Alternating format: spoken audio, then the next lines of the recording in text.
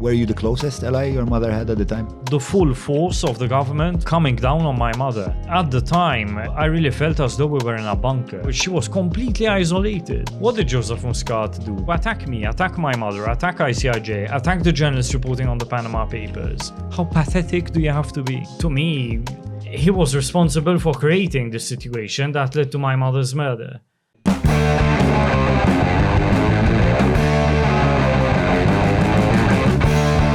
Bil-defa unajdu kelma l-baz Mil-wahda neħibu t-nejn Nifmux dwar x'qadrednu Nistaqsu kifu x'fatta u fejn Il-Parti Staġġar! Fuq il-Parti Staġġar!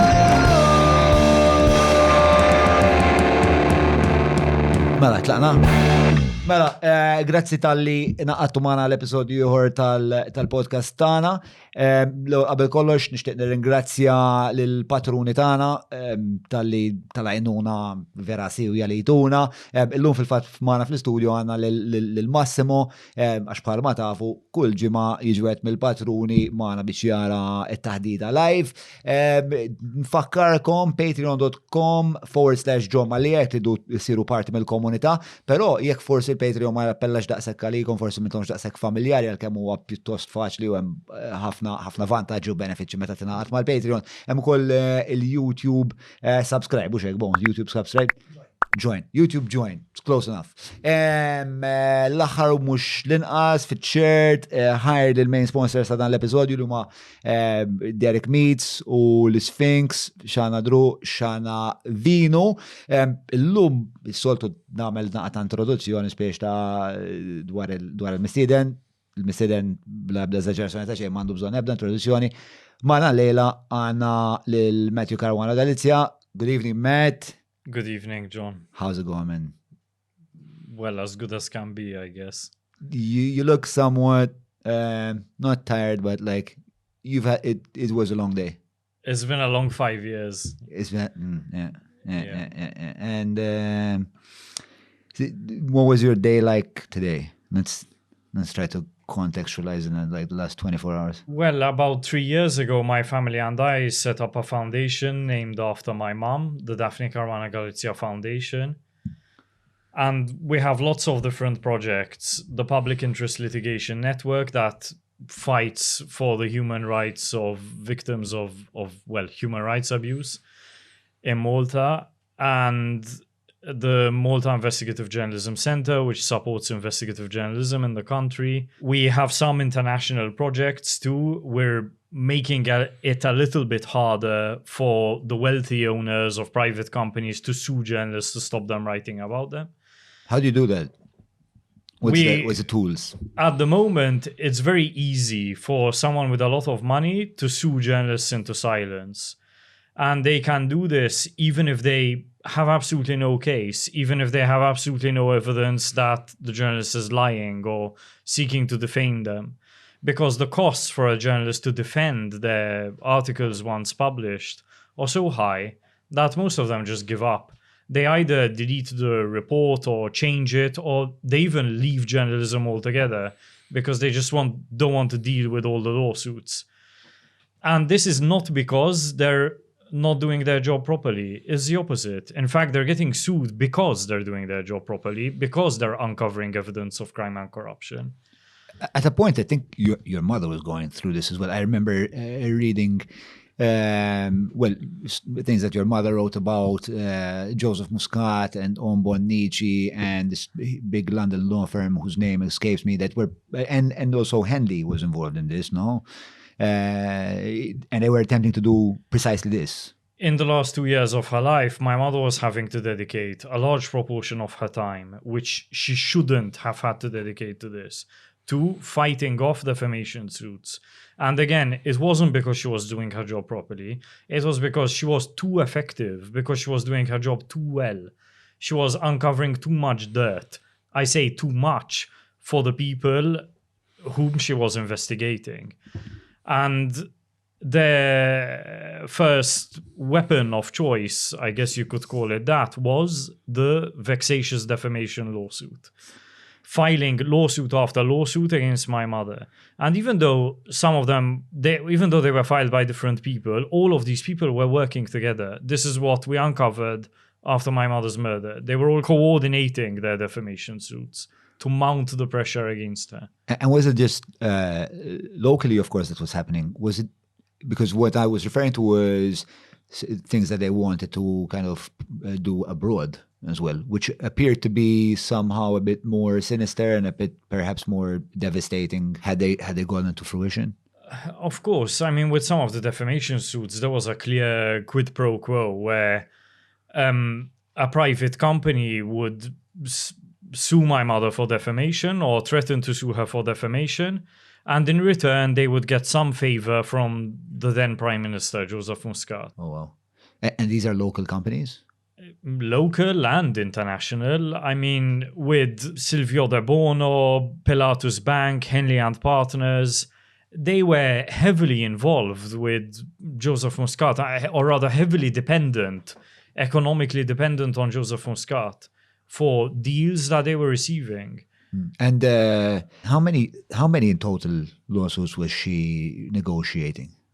I believe it was 52 by the last count, or 51. Active at one point? Well, it depends what your definition of active is. There were 46 civil defamation suits. That means one private person filing a lawsuit against my mother. Mm-hmm. And there were 5 criminal defamation. That means someone filing a criminal complaint with the police, like when someone robs your house, you go to the police and file a report. Malta's laws then allowed people to go to the police, file a report if they believe that someone had defamed them. And then the police would prosecute that person, journalist. Most of the time, it was my mother. And in fact, when it was Owen Bonici at the time made a proposal for the law to be changed to eliminate criminal defamation, he included an exception that all ongoing cases would continue. It would only be future criminal defamation cases that would be allowed. Who were the criminal defamation cases ongoing against at the time? My mother. Were they the absolute majority? They were the absolute majority. There was perhaps one other. But here we had a case where the law was specifically being designed to target and isolate one specific journalist. Yeah, that's why I asked if it was like in the majority against your mother, because obviously there was an vast majority. There was an obvious interest. So when you say there was 52 active suits, or 52 suits, we're talking 52 suits at one go, or in the history of your mother's No, that were active at the time. There were some that had dated back to 1999, I believe, and where the last sitting was in 2001, for example. But they were still pending. Like, how much time did your mother spend in court? It was only towards the last 2 years of her life that she ended up spending a lot of time in court, because that's when they really accelerated, especially after the publication of the Panama Papers. So obviously she was making things, very intense for them. So they were trying to, I guess, make things intense and difficult for her as well. The government, to dissuade her. The government of Joseph Muscat had used many tools to target my mother and other journalists who were reporting on the same matters. Harassment using broadcast propaganda, using One TV, using One Radio, using its newspapers, using the General Workers' Union's newspapers and online media and Facebook pages, using government communications, using, for example, the Department of Information's press release, actually issuing press releases condemning my mother, and using... How strange. About what would they condemn them about? Condemn your mother about? The DOI I'm talking about. They would allege that my mother was a hate blogger. This is the one that I remember the most. There was actually a press release from the Department of Information issued on the instruction of Keith Kembry calling my mother a hate blogger. Oh, wow. That's weaponizing like one of the state's assets, which are supposed to be ours. And there was no distinction under Joseph Muscat between the assets of the state and the private property of Keach Cambridge, Joseph Muscat, and Konrad Mizzi. I was really not aware with this press release, because something as like almost not sterile, like the DOI should just give you very objective information, no? Like maybe I don't know, part of like boring, the president. Yeah, it should be boring and sterile and kind of like this happened today. You know, the president met the president of Bulgaria, whatever. They exchanged gifts. They discussed, I don't know, exporting Guanella or whatever. But apparently it became subjective, which is a weird thing for the DOI to be peddling in. It didn't just become subjective. It was turned into a weapon used against journalists. Yeah, you know what I'm curious about though? So what is the foundation doing in order to limit the damage that people that would want to pursue kind of this course of action against journalists? Well, there's the active stuff that we do, for example, or reactive, you could call it, when journalists are threatened, when they're being harassed, using lawsuits, online harassment, whatever. We react to that by offering support, advice. What kind of support? Legal support is the most important, because most journalists don't earn enough money to spend it on a full-time lawyer who is fighting off libel cases. Mm-hmm. So as a sort of first aid, as an element of first aid, what we're doing is providing this legal support. But we also have long-term advocacy goals. So the foundation isn't, I mean, I'm not going to be around forever, and there's a limit to how much we can do to fight off individual libel cases. So what we want to do is change the situation long term, make it much harder for vexatious libel cases to be used to intimidate journalists into silence. This is one of the advocacy goals of the foundation. And that's for local journalists or journalists anywhere around the world having this type of problems? We're part of a global campaign. We work with Greenpeace, Global Witness, Reporters Without Borders, the Committee to Protect Journalists. It's really a global campaign to end this use of the law to harass journalists. And what we're aiming for in our specific case is a directive from the European Commission that will protect journalists from vexatious defamation across Europe, not just in Malta. How close are we to that? I would say that after 3 years of campaigning, we've made a huge amount of progress. We started out with no one in the European Commission listening to us. Now we're being listened to. Our advice is taken on board. The Commission is coming up with constructive proposals. And we're also working with individual governments, including Malta's, advising those governments on how best to protect journalists from this kind of harassment. And how receptive is the Maltese government to this?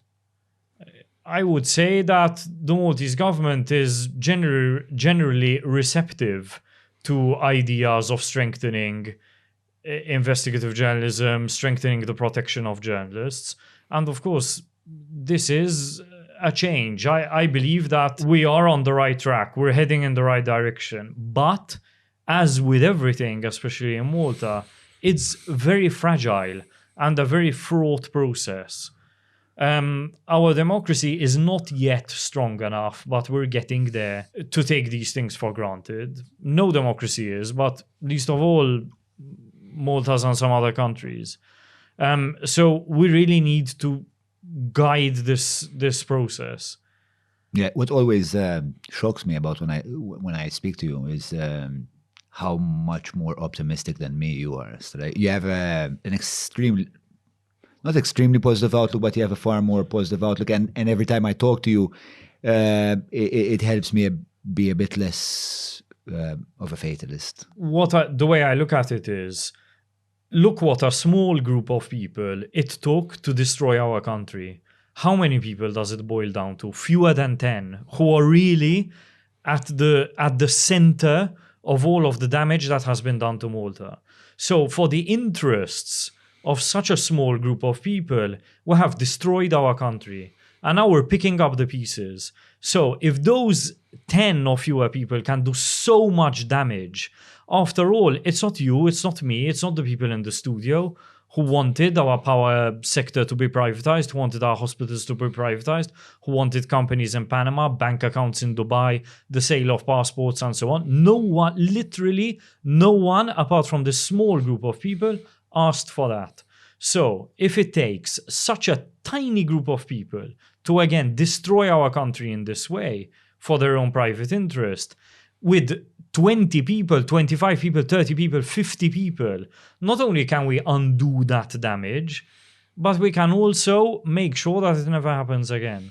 And make our democracy more resilient. That requires cultural change. But again, I think that is something that can be accomplished. Okay, so let's go start the conversation, but I would like to kind of take the conversation back to the point where you kind of took center stage in all of this, when there was the whole Panama Papers affair, and we started learning things about our politicians that we had no idea.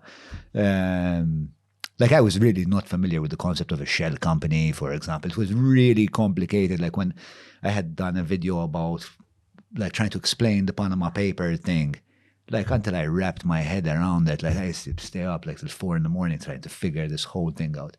But anyway, point being that you were like dead in the epicenter of all this because you were part of the ICIJ. You were like, how did you experience before the leak actually happened? Before, when you guys were sitting on this trove of information that was, I mean, was it something that was like a pioneering exercise, or was this thing happening before, but we only figured out it happens in Malta because Maltese people were implicated? I mean, there have been leaks of documents before. Of that proportion? Of that magnitude, no, definitely not. At a point, I think there were around 500 journalists working on the investigation all over the world. Malaysia, Lesotho, Japan, whatever. It involved journalists from almost every country in the world. Wow. And the amount of information, the amount of data was something that I believe no organization that does any kind of journalism had ever dealt with before. But of course, it was pure serendipity that we happened to catch Keach and Konrad Mizzi with their pants down. That was not something anyone can ever plan for. And were you, so how early on in this investigative exercise were you involved? I'm imagining, since there were people like involved in Lesotho and Malaysia and so forth, like they came on board later when ICIJ realized, oh my God, there's so much information here. We have to pour through all these documents. We're going to need support. We had already done 3 or 4 big investigations before this one. And with the first one, I remember it was a decent-sized investigation in 2013. It did involve a lot of journalists, but at the time, the whole offshore financial world was still a bit niche.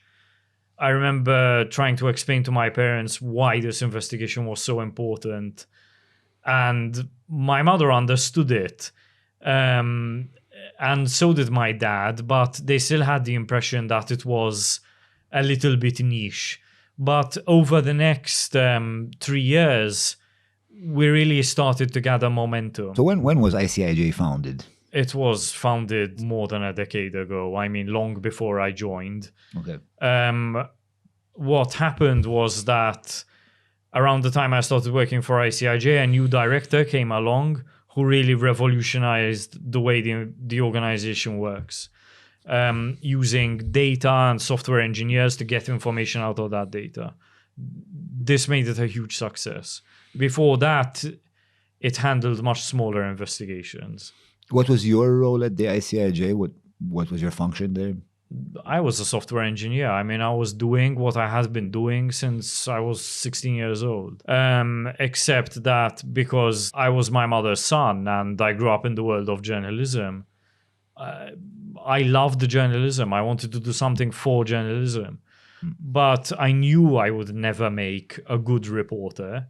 I knew I didn't have that skill set. What's lacking? I write slowly. I don't like press conferences. Well, I don't believe anyone does. You don't like asking questions at press conferences, or? I'm kind of insubordinate, and I don't like sitting there listening to someone talk a load of BS. I just can't take it. I don't have that patience. But we need people who have that kind of patience and who can calmly ask a pointed question, representing the public interest in order to get information out of the person, in order to get a proper response out of the person speaking. And I love programming, working with software. I love building things. So it was purely by accident. So I just combined the two things. At the time, people thought it was a bit strange and they felt like they had no use for me. But this guy, Gerard Ryle, who came to ICIJ, really had faith in my colleagues and I, because we were a group of about 3 people. Oh. But then the thing was that in April 2016, it was April 2016, 3rd April that they were published. They were published. But before that, in February, I don't know. February 2017 was when my mom published her first blog post about the Panama Papers. The one with the sheep, right? Exactly. And it's talking about Easter. The writing there is fucking great. How did that happen? I mean, how did Daphne Caruana Galizia scoop the Panama Papers? My mother had her own sources. Of course, I did speak to my mother to find out what was happening in Malta. And we did discuss Konrad Mizzi and the offshore companies. We discussed Keach-Cambry, we discussed the energy project. We did discuss this. But what really took me by surprise was the number and strength of my mother's sources at the time. I knew she had good sources, but she knew about things even before I knew about them at ICIJ. And she had access to documents before I had even begun processing them. Wow. To this day, I'm still not 100% certain about how this happened. But, I mean, I can take a guess, which is that she did have her own sources in Malta and outside Malta. And she was, let's just say, building upon the work of the journalists at ICIJ. And taking those documents that came from the Panama Papers, that information that came from the Panama Papers, and turning it into a really massive investigation that involved the highest levels of government in Malta and beyond, actually, and Azerbaijan. Because she had a leak from a leak. The situation in Malta was really desperate. I mean, my mother was 100% right when she said that. But we didn't know, I mean, up until that time, did we really know how desperate it was? I mean, but around that time, I don't know if you recall, like what we were concerned about, like was the place in Zonor, the AUM. We were concerned about the Cafe Cordina thing. No, Cafe Premier. Sorry, I don't want. Don't no defamation suits, please. Give me a card. We'll protect I'm going to need a card. So yeah, Cafe Premier, and those seemed like, oh my god, like these guys are already in power and now they're doing this shit, and it was like we already had some trepidation about the whole thing, and we're very concerned. We didn't know how severe and how grave things were up until now we're hearing about like all this this international web and Pilatus and so on and so forth. But before we get there, how did you guys live with that? I mean, of course you knew that you had this trove of information that should change the face of the political landscape of the country. So you know you're sitting on information that should make the Maltese people kind of realize who they're being governed by. How did you live that moment before actually releasing it? I've said this before, that the moment we pressed publish on 3rd April 2016, I honestly believed that the government was going to collapse. But it didn't. It went on the offensive. And that immediately sealed my impression that Joseph Muscat was aware of the corruption from the beginning, condoned it, enabled it, facilitated it, profited from it. It sealed that impression 100%. Because a prime minister who was not involved in that corruption, who did not agree to it, did not come up with the plan, did not condone the plan, whatever, wasn't the ringleader, would have fired the people involved immediately. What did Joseph Muscat do? He empowered Keith Schembri and Konrad Mizzi to attack me, attack my mother, attack ICIJ, attack the journalists reporting on the Panama Papers. He kept them in government, continued to reward them with unlimited power, did not stop their involvement in private-public partnerships. So this signaled to me that, yes, Joseph Muscat condoned this corrupt scheme, these corrupt schemes, enabled it, facilitated it. And it was in some way part of it, perhaps. Yes, he was a part of it. It might be that Joseph Muscat did not want money as a reward. He wanted power, or he wanted something else. But yes, there was a quid pro quo. This is obvious. Otherwise, he would not have defended the people involved to such a degree. Even going so far as to defend the accountants involved. How pathetic do you have to be? He arranged for Brian Tonna to get a permanent job at the Ministry of Justice. I mean, what does that say to everyone? If Joseph Muscat, the Prime Minister of this country, was going so far as to protect the accountant involved in these corrupt deals, involved in these corrupt offshore structures. So, Brian, we're talking about Brian Tonna here. Yes, we're talking about Brian Tonna. So, Brian Tonna was given post the Panama Papers leak, Brian Tonna was given a permanent post at the Ministry of Justice. Thomson Reuters and the Times of Malta revealed that Brian Tonna had an official position and was receiving a salary for a no-show job. That means he never turned up for work at the Ministry of Justice. Exactly like Melvin Thomas' job at the Office of the Prime Minister. Why do you think Joseph Muscat was first of all, was it Joseph Muscat's choice to do that? Sorry, not at the Office of the Prime Minister. At the Ministry of Justice. Melvin Thomas' job was employed at the as Department a of trust. Housing or something like that. I can't remember. Melvin Thomas was, I think, housing. I think. Yeah, you want to check that out. Public housing, but cleansing, Brian Tonna was the Justice Ministry. Yeah, exactly. For remuneration, I can never say that word. Of approximately €5,000 remuneration. 5,000 euros per month for doing fuck all, not bad. And why? Not for doing fuck all, for continuing to protect Konrad Mizzi and Keith Schembri and Joseph Muscat. That's what he was being paid to do. And who was making the choice to employ Tonna? I mean, was it the three of them? Or is it something that we're really not too sure of? Like who the ringleader is, who's calling the shots here?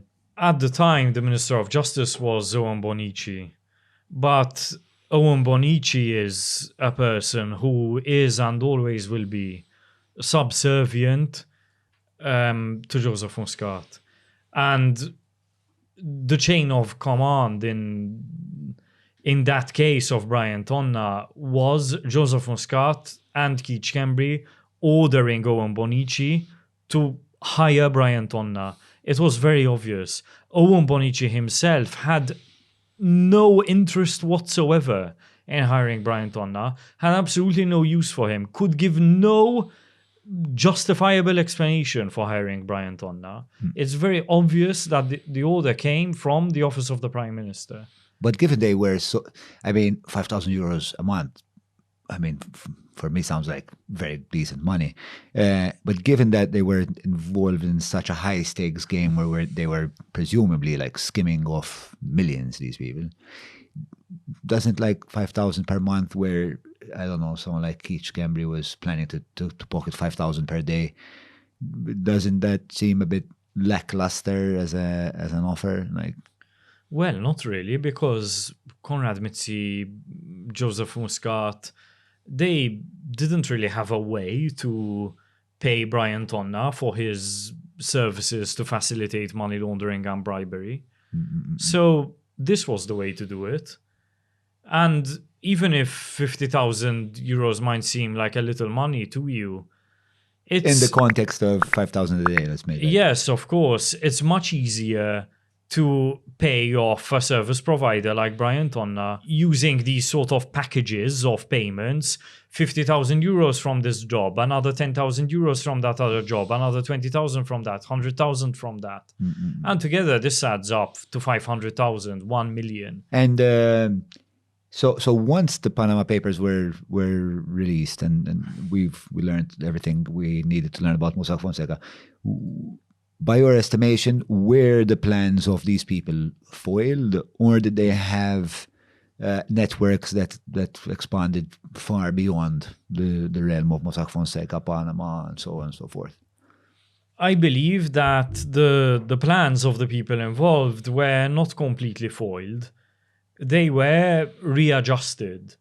So many of the deals from which Konrad Mizzi and Keith Cambry and Joseph Muscat, I believe, were to personally, privately profit off the back of the public, had already been done by the time the Panama Papers were published. A certain readjustment to the way that those deals and future deals were carried forward had to be made in order for them to reap the rewards for facilitating those deals.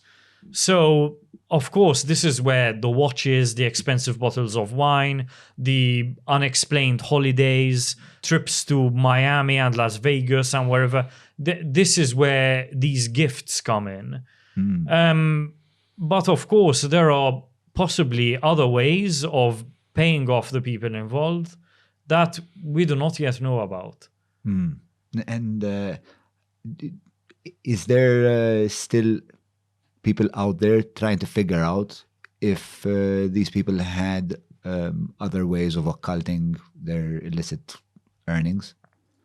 Well, the police are still investigating the data that came from Jürgen Fenech, for example, and the data that comes from the Panama Papers. And one would hope that, yes, there are people in the police force who are working hard to really get to the root of these schemes. Did you say there's people still looking through the Panama Papers data? Yes, the inquiries into the Panama Papers evidence haven't been closed yet. The inquiries into 17 Black, into Konrad Mizzi, and into Keith Cambry. How many ongoing inquiries are there as we speak?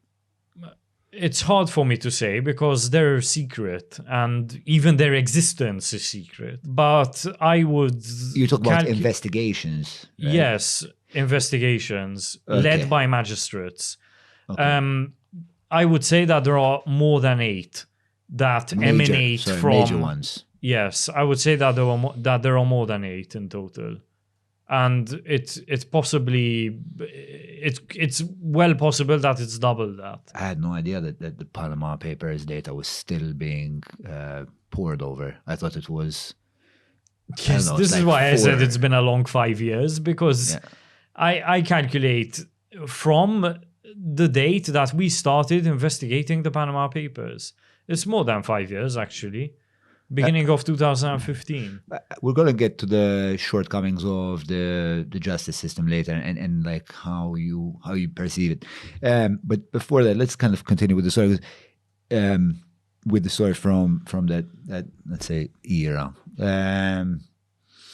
So, after the Panama Papers, things started getting very heated, very intense. And then following, the Carl Cini email leaks and everything else, then we got to E-Grant. How do you factor E-Grant into the whole story from a strategic standpoint?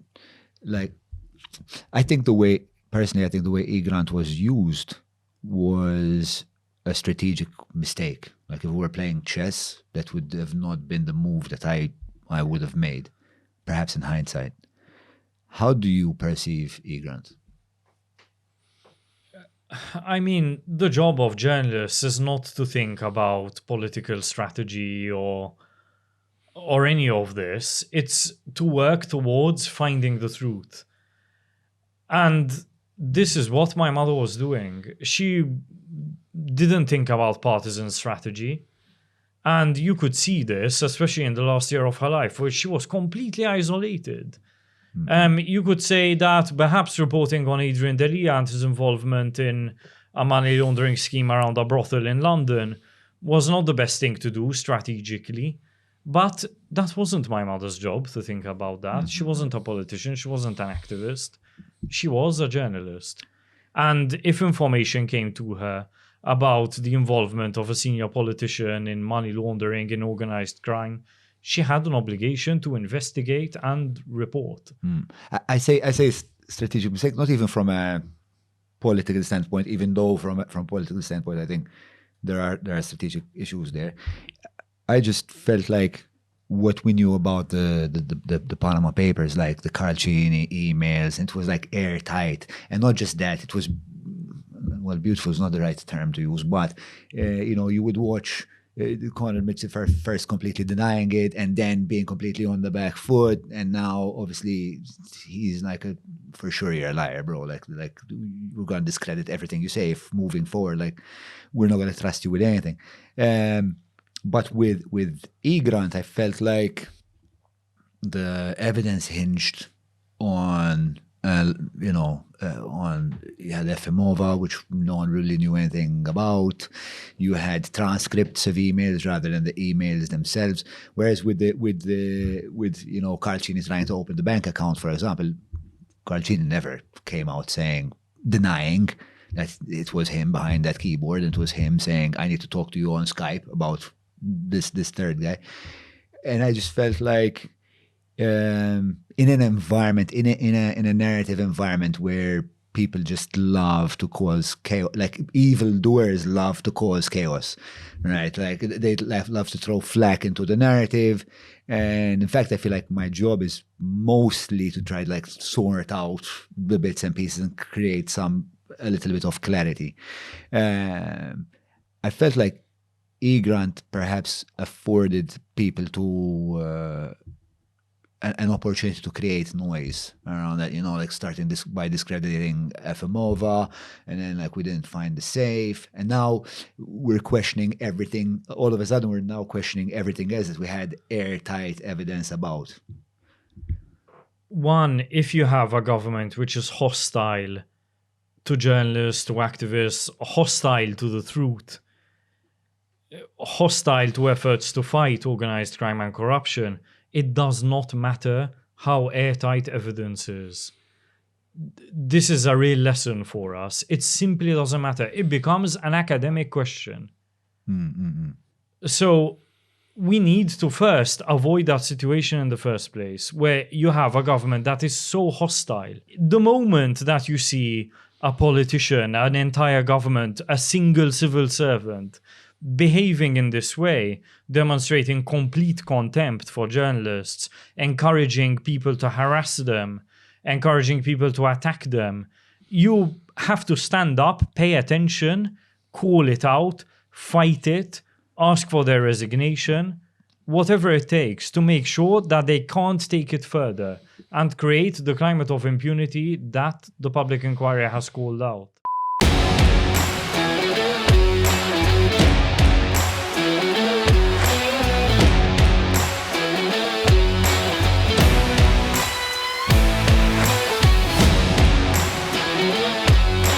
ibat WhatsApp li Derek fuq 9986-6425 biex waslulek ix-xirja fuq l-adba. But in the context of a regime that was obviously not going to support any of the things that you're calling for, what was your next, okay, no, actually, let me ask a different question. In this time of turmoil, how close was communication between yourself and your mother? By that point, it had become a really urgent situation. It's very difficult to describe.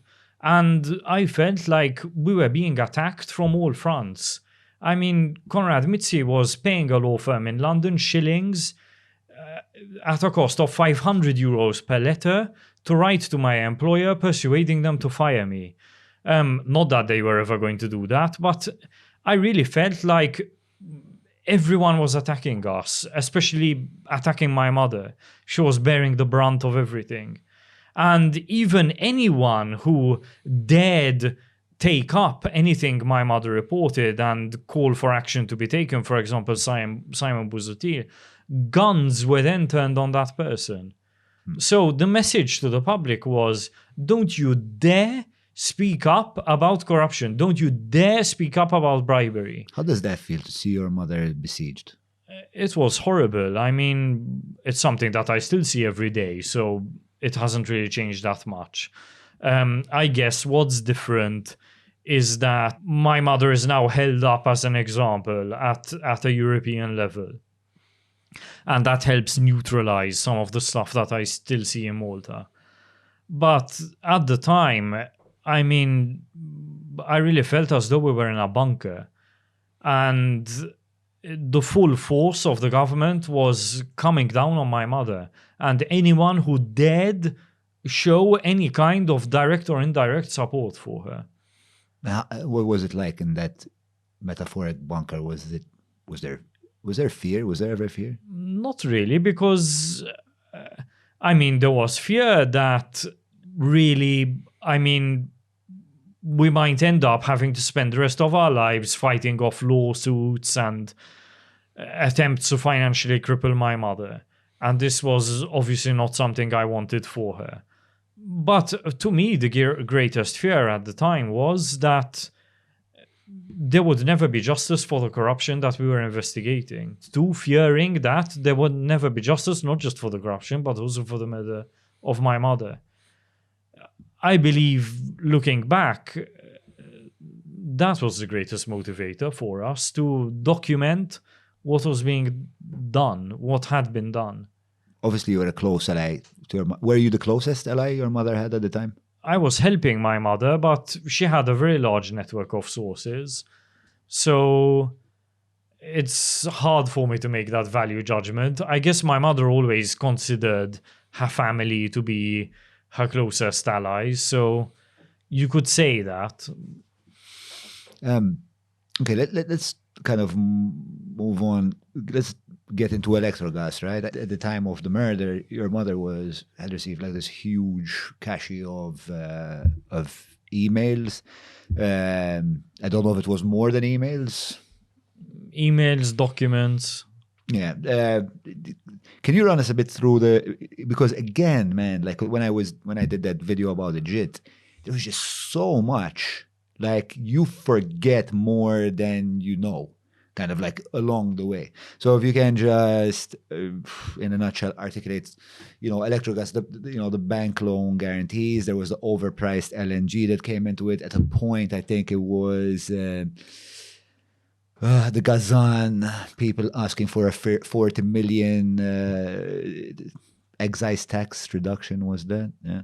So can you just like give us that in a nutshell, remind us of that a bit? Think of the WhatsApp groups that you have with your friends. You go out for dinner and someone pays for you, you don't split the bill properly.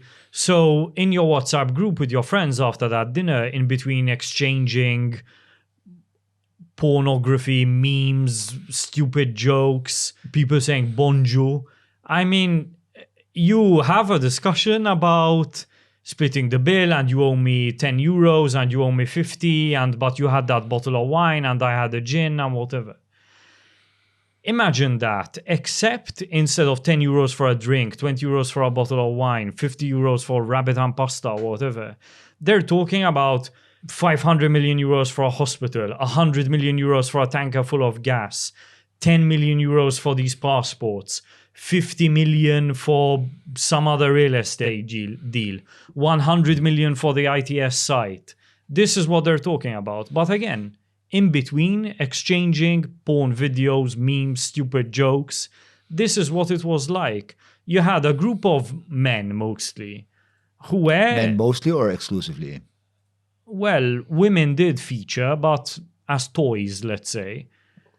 They were really talking about cutting up the cake of our economy so that each person could get their own slice. Slice of the pie. And who was in these chats?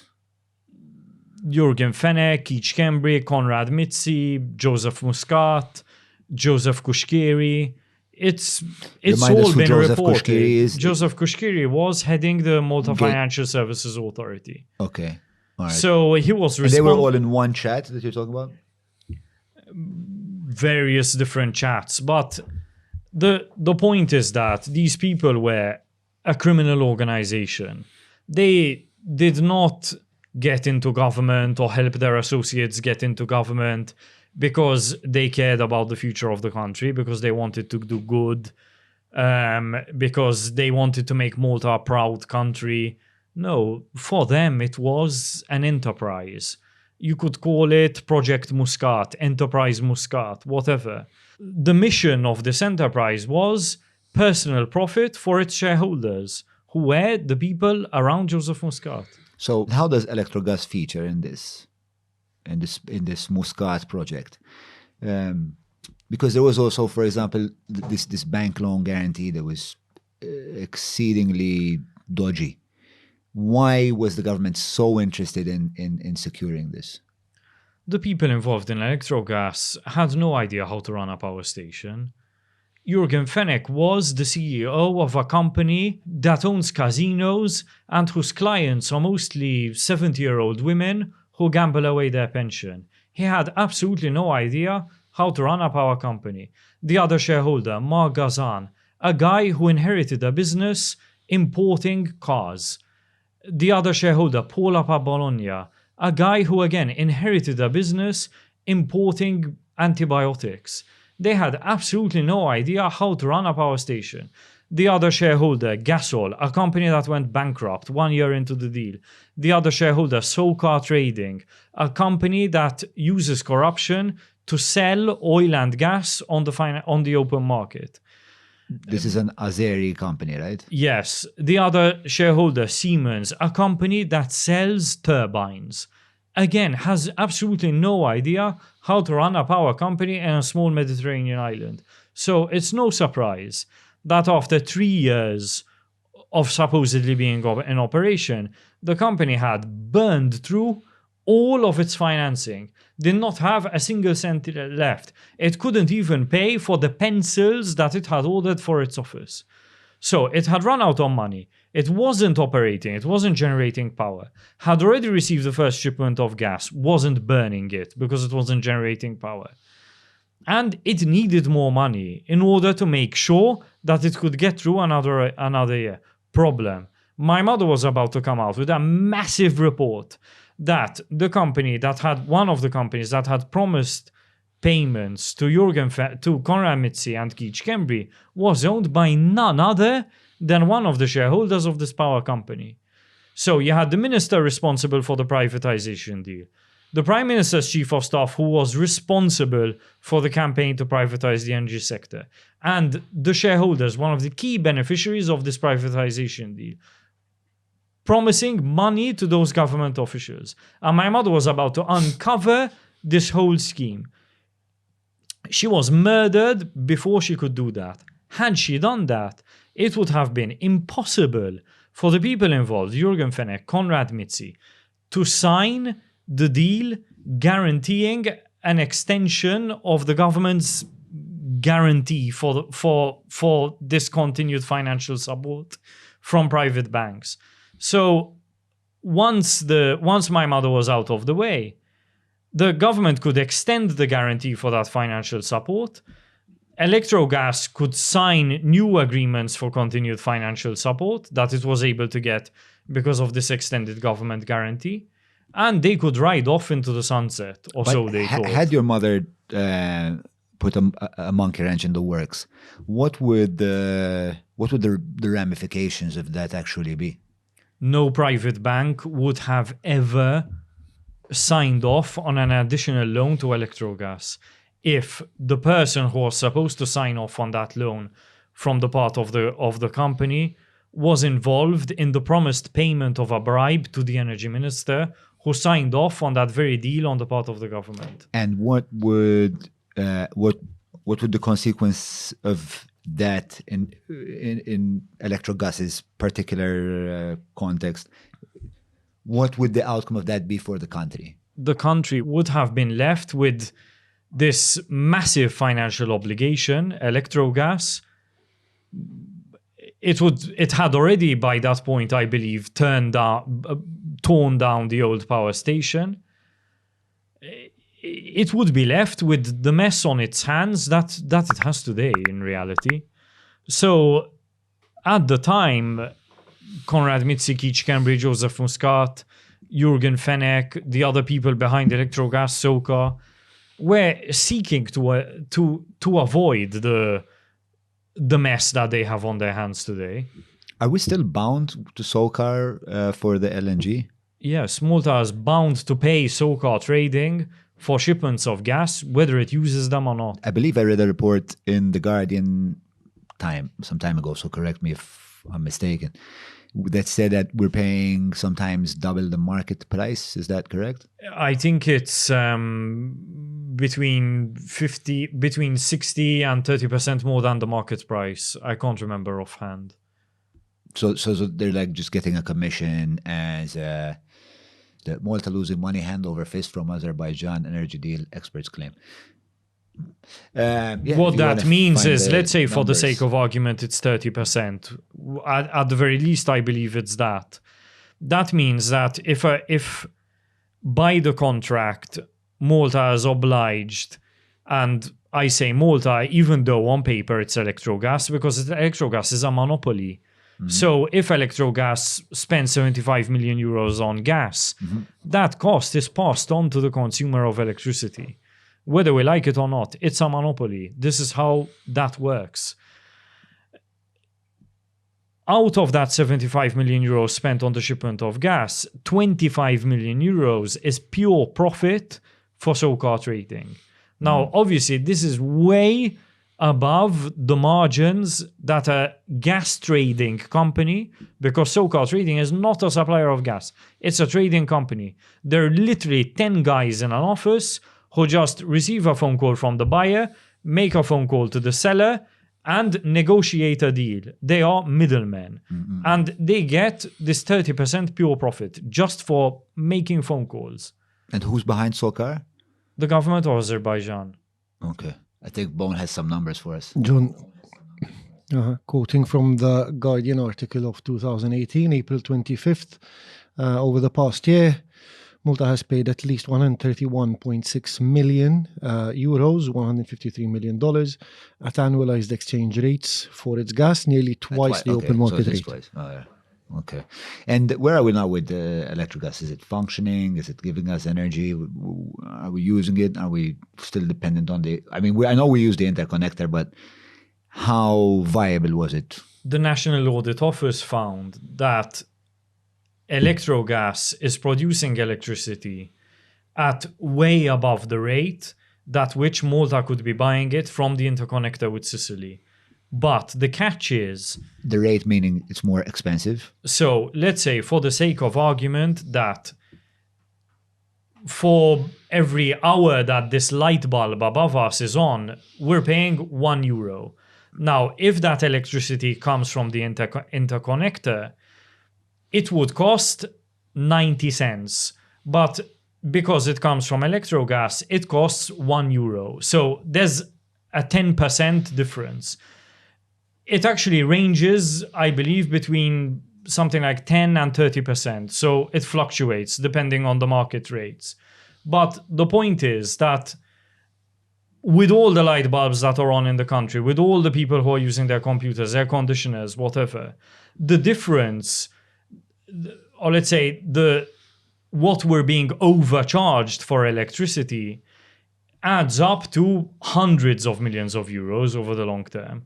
And this is money that the Maltese economy is losing forever because it is not being kept in the country. It is going to Azerbaijan. It is going to Siemens. It is going to SĽICA. This extra 10%, that comes from the fact that so we've established that we're overpaying for the LNG. Are we overpaying elsewhere? Are we being charged too much for, let's say, operations or, I don't know, the tanker that's bringing in the LNG? Where are these any excesses? cost that electrogas incurs, because it's a monopoly, is passed on to the Maltese public. So even though electrogas is a private company, the Maltese government signed a deal via NM Malta that obliges it to buy a fixed minimum amount of electricity every year from electrogas. So even if it is cheaper for Malta to get electricity from the interconnector with Sicily, we bound ourselves contractually. Let's play a game whereby we pretend that it wasn't that corruption wasn't the prime motivator behind us contractually obliging ourselves to buy this from. What other reasons could there have been? For what? For us obliging ourselves contractually with SOCAR to buy LNG for 18 years, whether we use it or not. Is there an advantage, a commercial advantage perhaps, a logistical advantage perhaps, that is not kind of informed by the in quest for some corruption? extreme situations, getting yourself into this kind of deal can be a good thing, but that is only in extreme situations where the market price of gas suddenly goes up by a huge amount that rarely ever occurs.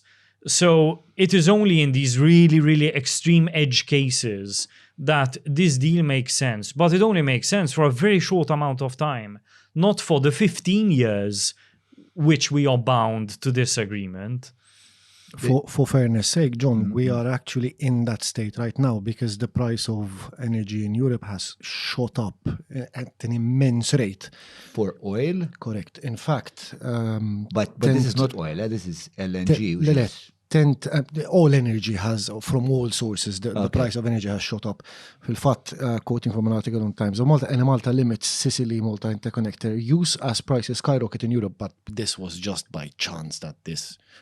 wasn't like Konrad Mizzi and his crystal ball. No, it was not at all. No, it was not. Yeah. Definitely they did not have the foresight to know about this. Yeah. Okay, so obviously... that's a different idea altogether. So it actually panned out that in some strange way, this benefited us somehow. Yeah. So, yeah, in a very contorted way. But In the sense that cutting off your legs means that you have to eat less food, probably, and you save money that way. But, I mean, it's a very high price to pay for... It's a ridiculous high price to pay, yeah. Did we also sign, do you know the deal that I'm least familiar with? It's the one with Shanghai Electric. What's that all about? Like, how does that fit into the story? It's quite simple. Shanghai Electric bought 50% of NM Malta.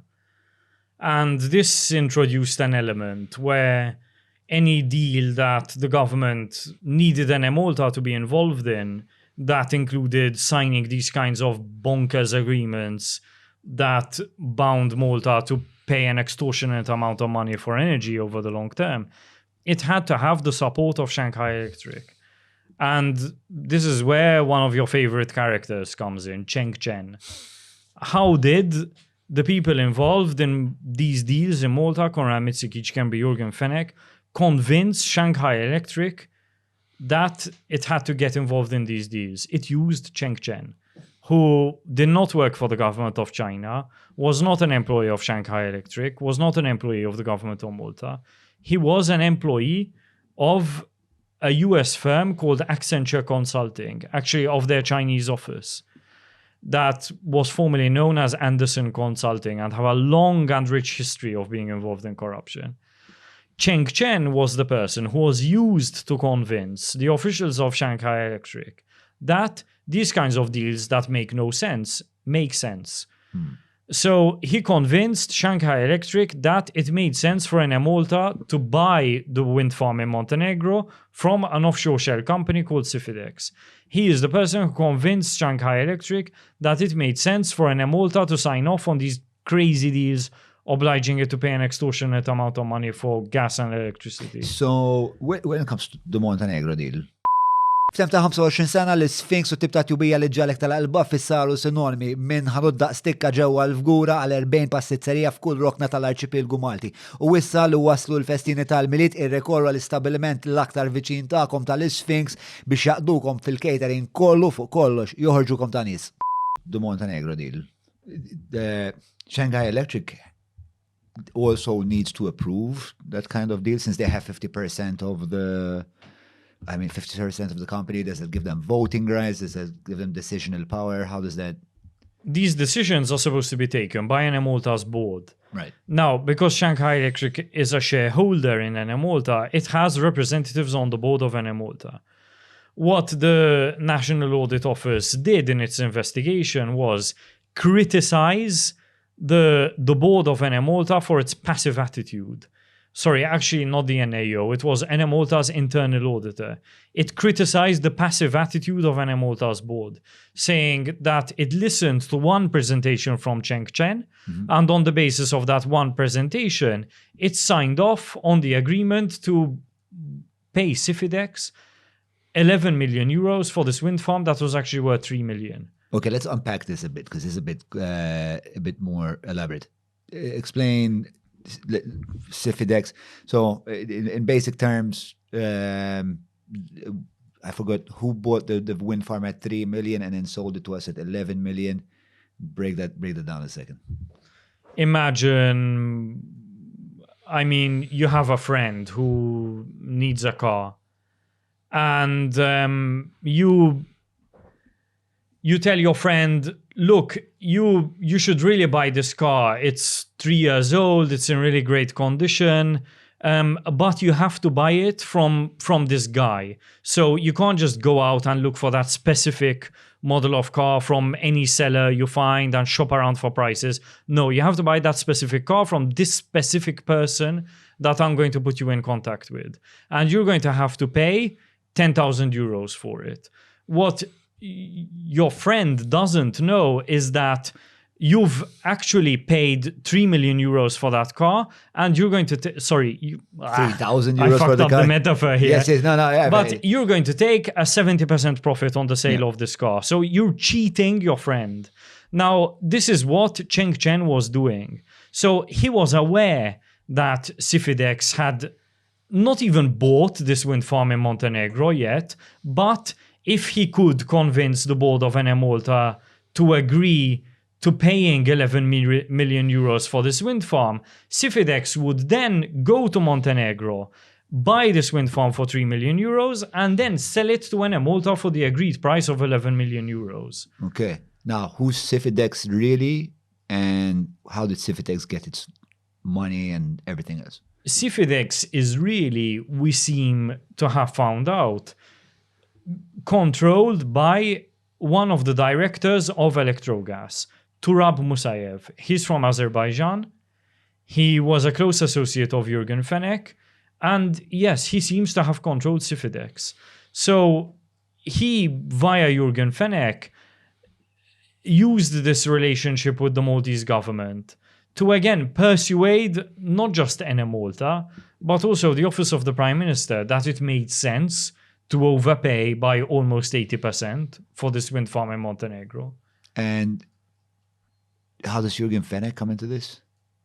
Jürgen Fenech, the evidence shows, made a payment of 3 million euros to Cifidex. Cifidex used that money to buy the wind farm in Montenegro, then received the payment of 11 million euros from NM Malta, and kicked 4.6 million euros back to Jürgen Fenech. Okay. So did Jürgen Fenech make 1.6 million on that deal? No, he actually made a profit of the money that he loaned to Electrogas plus the 4.6 million euros. Shit. All right. It's a good deal. Sorry, so it would be the investment of 3 or 3.4 or whatever it was, million euros, for a profit of 4.6 million. Okay, so he made 4.6 on top of the Yes, money was redistributed in other ways, so the total amount was actually much higher than that. But some of it was redistributed. So there was some money that was kept by Cifidex. Cool. And what would compel the Maltese government to accept such a ludicrous deal? Bribery. This is at the heart of it.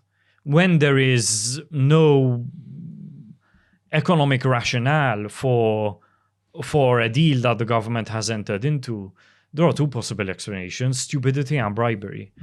So the government for many years has been telling us that Konrad Mizzi is the cleverest person to ever walk into cabinet office.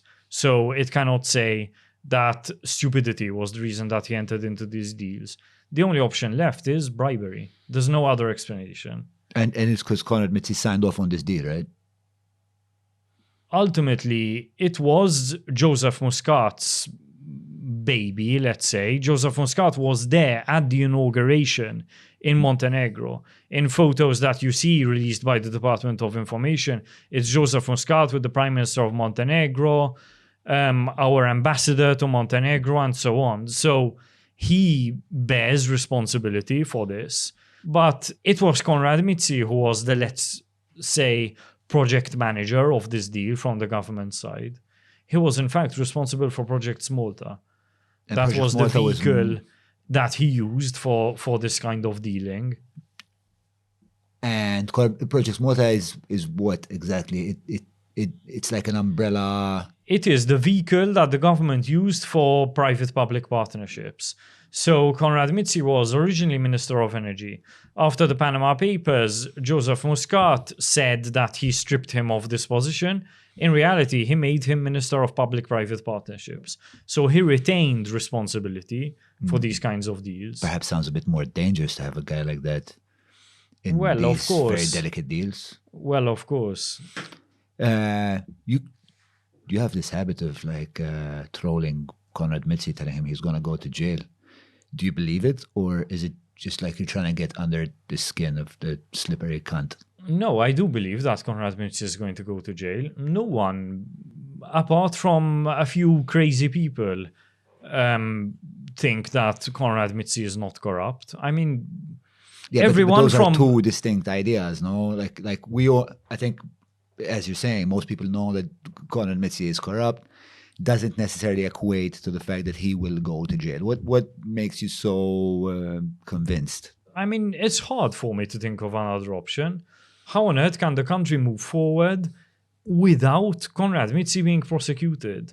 I see it as being impossible because as a point of departure, I mean, we have to take that as a point of departure, that there has been bribery, there has been corruption, and Konrad Mizzi is at the heart of that corruption. We all take that as a point of departure. Everyone, from the Prime Minister downwards, everyone acknowledges this. So Why do you say that the Prime Minister acknowledges this? What tells you that? What evidence do you have for the Prime Minister kind of endorsing what the you Prime say Minister right now? kicked Konrad Mizzi out of the Labour Party. Why did he do that? Not because he thinks Konrad Mizzi is ugly, not because Konrad Mizzi said some offensive remark about him. It's because he has suspicions that Konrad Mizzi is corrupt. This is why he did it. Isn't that, I mean, that's a bit clear to everyone, I believe. Sure. So why has Konrad Mizzi not yet been arraigned, you think? Because, as you say, it's been a long 5 years. A lot of time was wasted, and it was wasted deliberately. So before there was a change of personnel in the police and the prosecutor's office, and the Attorney General's office, time was deliberately wasted. what the police were doing there, what the Attorney General was doing there in between 2016 and 2019 and 2020 was not making sure that crimes are properly investigated, that suspicions are acted upon. It was making sure that Konrad Mizzi, Keith Cambridge, Joseph Fonskat have free reign to continue behaving in this manner, to continue looting the country. Yes, precisely. But now it's been how many months has it been without like with the new commissioner, with the new prime minister? Like what are we in now? Like it's been a year? It's been over a year? The new police commissioner has an extremely difficult job because investigating corruption is already difficult. Investigating corruption after 3-4 years of deliberately wasting time, of cover-ups, of sabotaging investigations is exponentially more difficult. Yeah. Which makes me a bit less optimistic about the success of a prosecution. That is what worries me. Like giving Angelo Gaffa the full benefit of the doubt and even having like full confidence in his will to wanting to do the right thing. I'm a bit apprehensive in saying that he will be able to do it because, as you're saying, like 3 years of delays, evidence might have been tampered with, going back on trying to retrieve evidence for very elaborate crimes such as this one. Like, are we even geared for that? Look, my attitude is always, when there are bad actors in a democracy, you have to use whatever tools are at your disposal, legal tools, to neutralize those bad actors. Now, the law can be anything, as long as it gives you the ability to put a stop to the criminal behavior of these people and to strengthen the public perception that corruption is a punishable offense, the better. So the single most important fact that's on the side of prosecutors, apart from the mountains of evidence that we have accumulated so far, thanks to the work of journalists, is that Konrad Mizzi has committed so many crimes while in office that there is a sort of whole buffet of evidence that can be used against him. And at least one of these things, at least one of these crimes that he has committed can be used to, yes, show the public that if you get into office to profit with the intention of profiting illegally, then you are going to be punished for that crime. So given this trove of evidence that journalists have uncovered, presumably even the police, must have have accumulated even more evidence. Again, what do you think is standing in the way of police prosecuting? Antiquated procedures. Our laws are not adapted to crime in the 21st century. Our laws and procedures. A lot of changes have to be made. Our laws and procedures, not just the procedures. Yes, Malta has no laws that can be used to specifically attack the behavior of organized criminal groups. Countries like Italy and the United States, because of their experiences with organized crime, have developed laws that can specifically be used to attack criminal groups based on their behavior. So if groups of people consistently behave in a way that is used to profit illegally, to commit crimes, even if they're sort of small crimes or low-level crimes, the law empowers prosecutors to attack those criminal organizations. In Malta, we haven't yet developed these tools that can be used by prosecutors, but we need to do so. And we're talking about, predominantly it's probably because the organized crime phenomenon is new to Malta.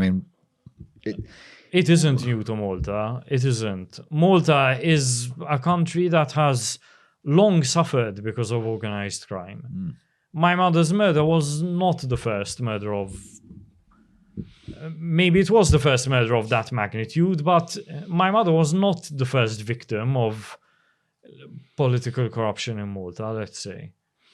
There have been other victims. I mean, Karin Grek, Raymond Caruana, these are victims of political corruption, of organized crime.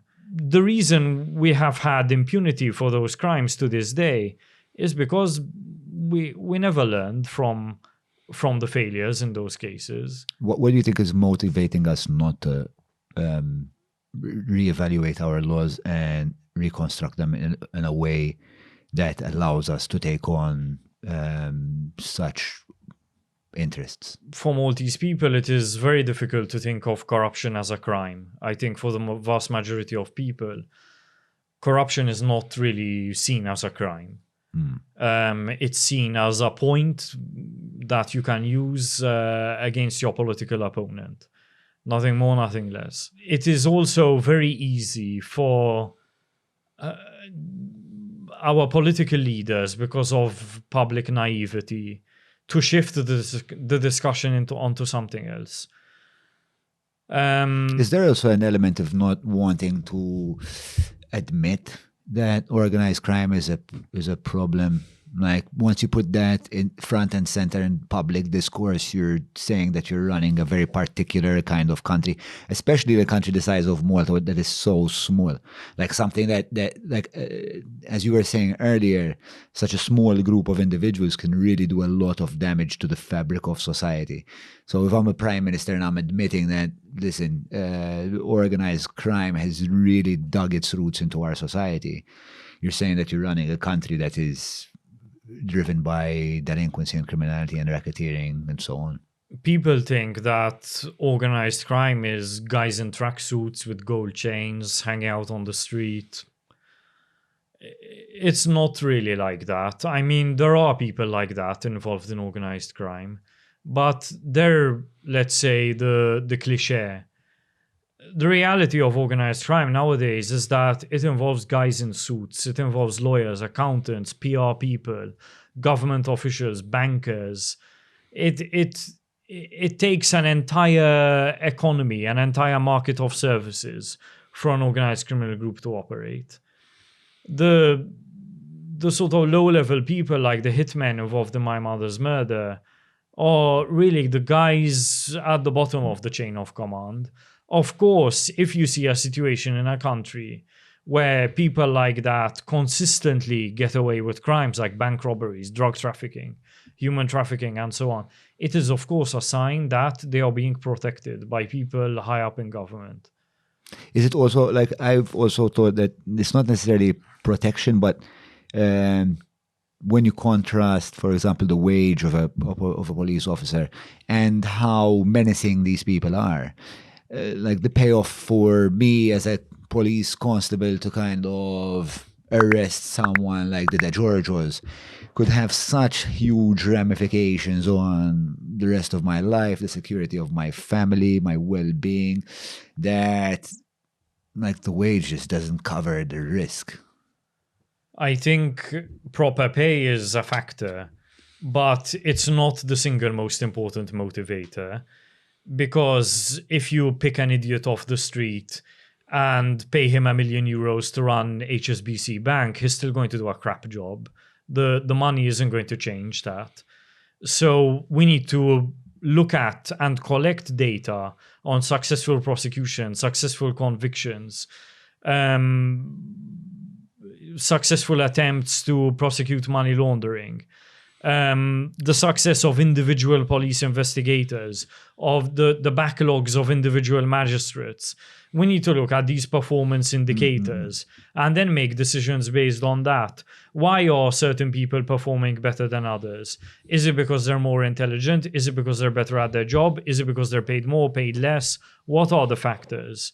Of course, we need to look at these things. So what I'm getting from you is that you actually have quite a bit of faith in the volition of the justice system. Like, there are people in there that really want to do a good job. However, perhaps the laws don't allow them to be confident enough to get a successful prosecution.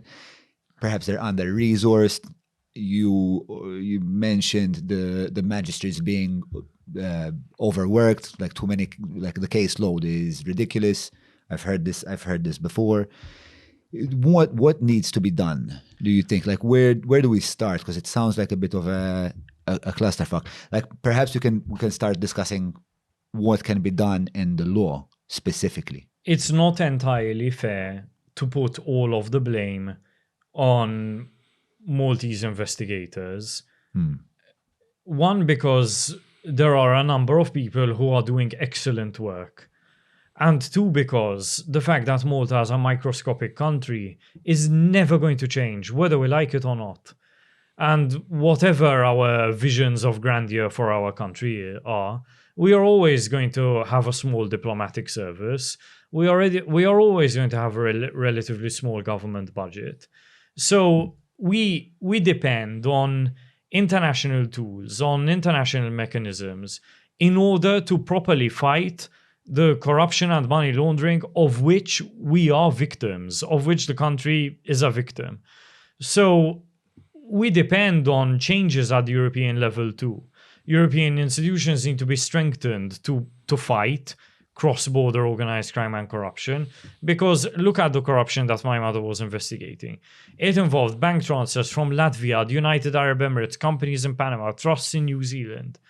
It's extremely difficult for a police force the size of Malta's to gather evidence from all of these different jurisdictions. We don't even have embassies in many of these places.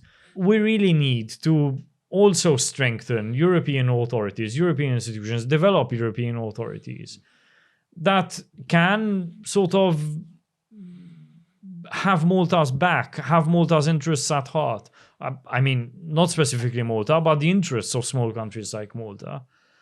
And are you talking about like things like task forces that would, in the event of such elaborate crimes, be sent down to smaller states that perhaps do not have the resources? Are you talking about better access between states, like better sharing of information? How complicated is that, the sharing of information? My family has called for Europe to take a serious look at setting up a European FBI, because we believe that cross efforts at a European level to fight organized crime and money laundering have so far explain European FBI not for been a success. People that don't understand like the role of the FBI, like how would the FBI come into the hierarchy of policing in America? The United States is a country made up of different states, right? You have Texas, California, New York, whatever. Before the creation of the FBI, very early in the country's history, if I committed a crime in New York and ran off to California, it was very easy for me to get away with that crime. Only after the creation of the FBI that the United States properly got the tools that it needed to stop this kind of activity, where someone would commit a crime in one state and run off to another state, or bribe a politician in one state from the safety of another state. The creation of the FBI acted as a kind of deterrent for the people who are doing that kind of thing. So the FBI is basically the Federal Bureau of Investigation, and so they would have jurisdiction over all states. Basically, they could assert their authority across state borders. Is that correct? In Europe, we can do it in a kind of piecemeal way, where such a cross-border force, such a cross-border authority, first has a remit that covers very specific crimes, like money laundering and bribery that crosses borders, that involves different jurisdictions, and can then extend further. Perhaps the idea of a European FBI would really suit the endemic problems in a community, in a small community such as Malta, given the proximity. Like, I worry about the proximity between the investigative force and the civilian population. I mean, isn't there always kind of this concern that since we all know each other, we let things slide, we can have conversations that we shouldn't be having. I mean, nepotism is always going to be a concern in Malta, in any country really. And you see it even in big countries where a small group of people holds on to power by sort of promoting its own. But with Malta, the difference is that for career advancement, a lot of people tend to depend on being favored by the prime minister, being favored by the governing party. So if you're liked by the prime minister, if you're liked by the government, then you're going to be promoted. I mean, we even had a case where our Brigadier General, Joseph Muscat's wife's friend, was promoted something like 4 times within 4 weeks in order to get the rank of Brigadier General. And it was a very obvious case of nepotism. But I guess the majority of people simply accepted it as the way things are here, because they saw no other possibility for career advancement. This is why, to me, the creation of independent authorities not only gives us an opportunity to have greater accountability, but also gives people more opportunities for career advancement. Because if I want to advance as an investigator, if I want to advance as a prosecutor, then I no longer have to care about being liked by the Prime Minister. I simply have to care about the performance statistics that my superior in the authority is collecting. So the creation of institutions like a European FBI, a European Public Prosecutor, gives people opportunities to have a career that goes beyond the very narrow confines of Malta. And you said that this is a problem throughout. Is it a problem throughout Europe, or is it a problem in some countries in Europe? And is it a bigger problem in Malta from your worldview? Well, no country is immune to it. I mean, you saw in the US, Donald Trump promoted his own daughter to senior office, which was something that we would never imagine seeing in the US, but it happened. So we need to make sure that systems of government are designed to prevent this possibility. But with Malta, the problem is a little bit deeper, I believe. Too much power rests in the hands of a single person, the Prime Minister. And the governing party, when a political party gets into government, it has too many tools at its disposal that it can use to control the public, to control the electorate, to control parliamentarians. So perhaps given the nature of what society they operate in, we actually need even more independence than other countries, rather than we need even more barriers between authorities. Like what I believe was on the Muscat years was the separation of powers that underpin a democracy more and more kind of converged into one nucleus of power, rather than the exact opposite, which is what we supposedly need given the nature of our limitations. Joseph Muscat's way of holding on to power was to fill every single office of government, every single institution, every single authority with corrupt, stupid, malleable, useful people that he could literally, or him or Keith Kembry could ask to do whatever he wanted them to do. And this was his way of, strengthening his hold on power. Yet you have a lot of faith in the justice system. Do you think that in a sense the grip of Muscat is slowly becoming undone?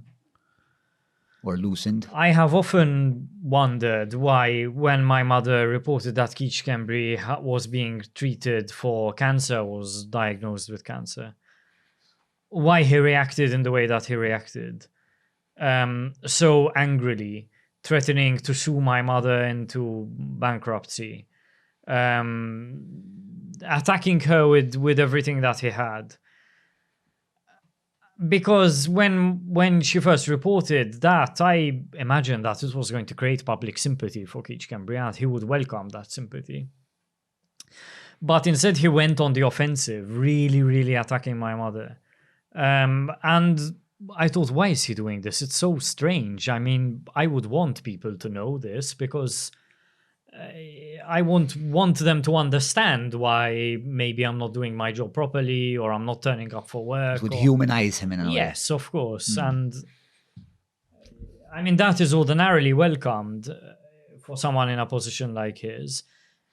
And my conclusion is that he was worried that once his associates realized that his time was running out, they would begin to abandon him. They would begin to betray him. Like they could no longer rely on him for impunity. Yes, precisely. And they would begin to turn against him. They would stop defending him. Because he would no longer, after leaving office, be in a position to use the carrot and the stick to reward people for doing his bidding or punish them for not doing his bidding. Now that he is out of office, is that part of the reason that you think that these crimes will become resolved? From my point of view, the crimes have been resolved to an extent for a long time. Rather than resolved, prosecuted. Prosecuted, yes. I mean, getting Joseph Muscat and Keith Schembri out of power was a huge step forward because it meant that their pyramid scheme would, whatever, their kind of empire of impunity would start to collapse. And once Joseph Muscat was out of government, once Keith Schembri was out of government, we could begin with the work, replacing the police commissioner, replacing the attorney general, separating the office of the attorney general from the office of the state advocate. Why was that important? Because under Joseph Muscat, under every government that preceded Joseph Muscat, the prosecutor was also the government's lawyer. So when faced with suspicion of a crime committed by someone working in the Prime Minister's office, the Attorney General was simultaneously expected to defend that person and also prosecute them. I'm just going to digress to Keith Arnaud, who I think you've publicly proclaimed was a hero, is doing like heroic work at some point. My question is this. Like we know that, for example, at a point, Keith Arnaud was also briefing Muscat and Schembri about the ongoings of the investigation. How do you reconcile heroism with someone that made what, in my opinion, is such a blunder? I can't really talk about this because of there's an ongoing case about, where Jürgen Fenech's defense team is seeking to remove Keith Arnaud from the investigation. Okay.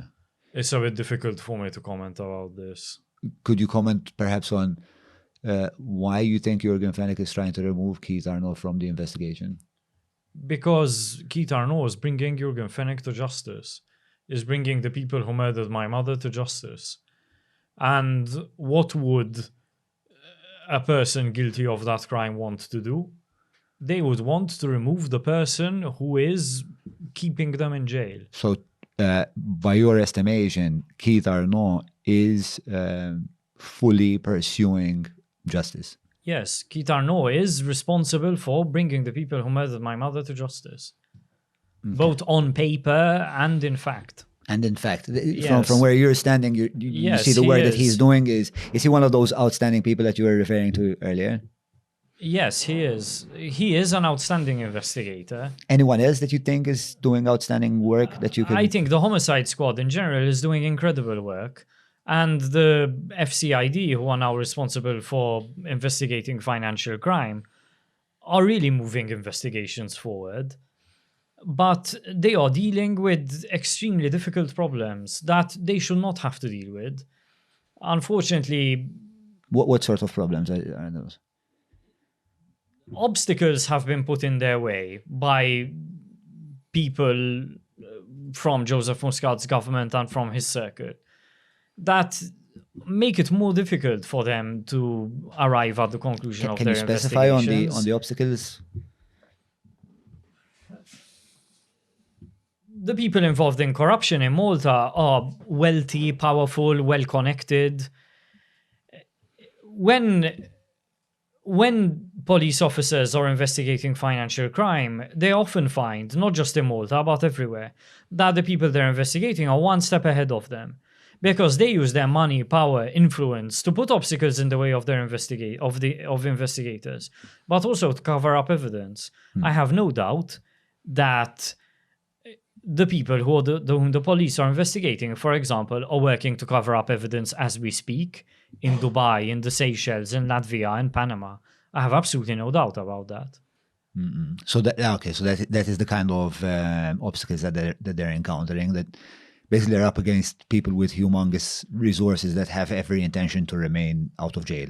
We have to change the situation, to change laws, to change policies, to turn the tables on people who profit from corruption, so that it's investigators who are one step ahead of criminals rather than vice versa. How do the laws, like for example the RICO law, the racketeering law in America that we spoke about earlier, how do they differ from the laws that we have here? What would, if we had to implement something like the RICO law in Malta, how would that make things easier? One of the most frustrating things I hear from people in government, or anyone who is responsible ultimately for making sure that there is justice for corruption, is we need to have an email or a document which says that you bribe this minister and I will pay you 1 million euros.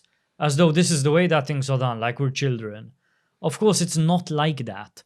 Only the stupidest, the stupidest of the stupid would do something like that.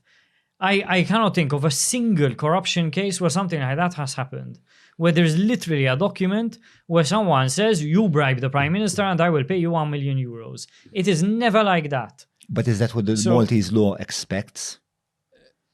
Maybe it's not what the Maltese law expects, but it is apparently what policymakers seem to expect. But we need to change this attitude, because you are never, ever, ever, ever going to be able to convict someone if your attitude is like that. If your expectation that you are someday going to find that piece of evidence. So what kind of evidence do you think that we should be adequate for a successful prosecution? I think circumstantial evidence that is extremely solid, where each piece of circumstantial evidence is like a link in a chain that makes up one circular chain where one person is profiting off an agreement with another person who is able to funnel that profit to the first person.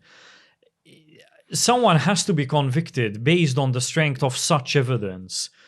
And this email exists, no? Isn't there emails that say that the target company for Keith and Konrad's companies was 17 Black?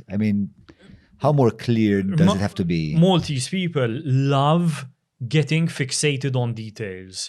It's what we call the bicycle shed problem, where people are planning the design of a nuclear power plant and they spend the majority of their time discussing the color of the bicycle shed at that nuclear power plant instead of the thing itself. And one of the things they like to do is get fixated on what possible excuses criminals can use to get away with a crime. It's like a favorite hobby. But remember that the law says beyond reasonable doubt, not beyond any shadow of a doubt. So coming up with a ridiculous excuse in an attempt to get away with a crime should not work. There should be no possibility of a ridiculous excuse working, where the only reasonable explanation is that someone entered into a deal or defrauded the government, where the only possible reasonable explanation for that is bribery, is corruption, then that has to be enough for that person to be convicted of that crime.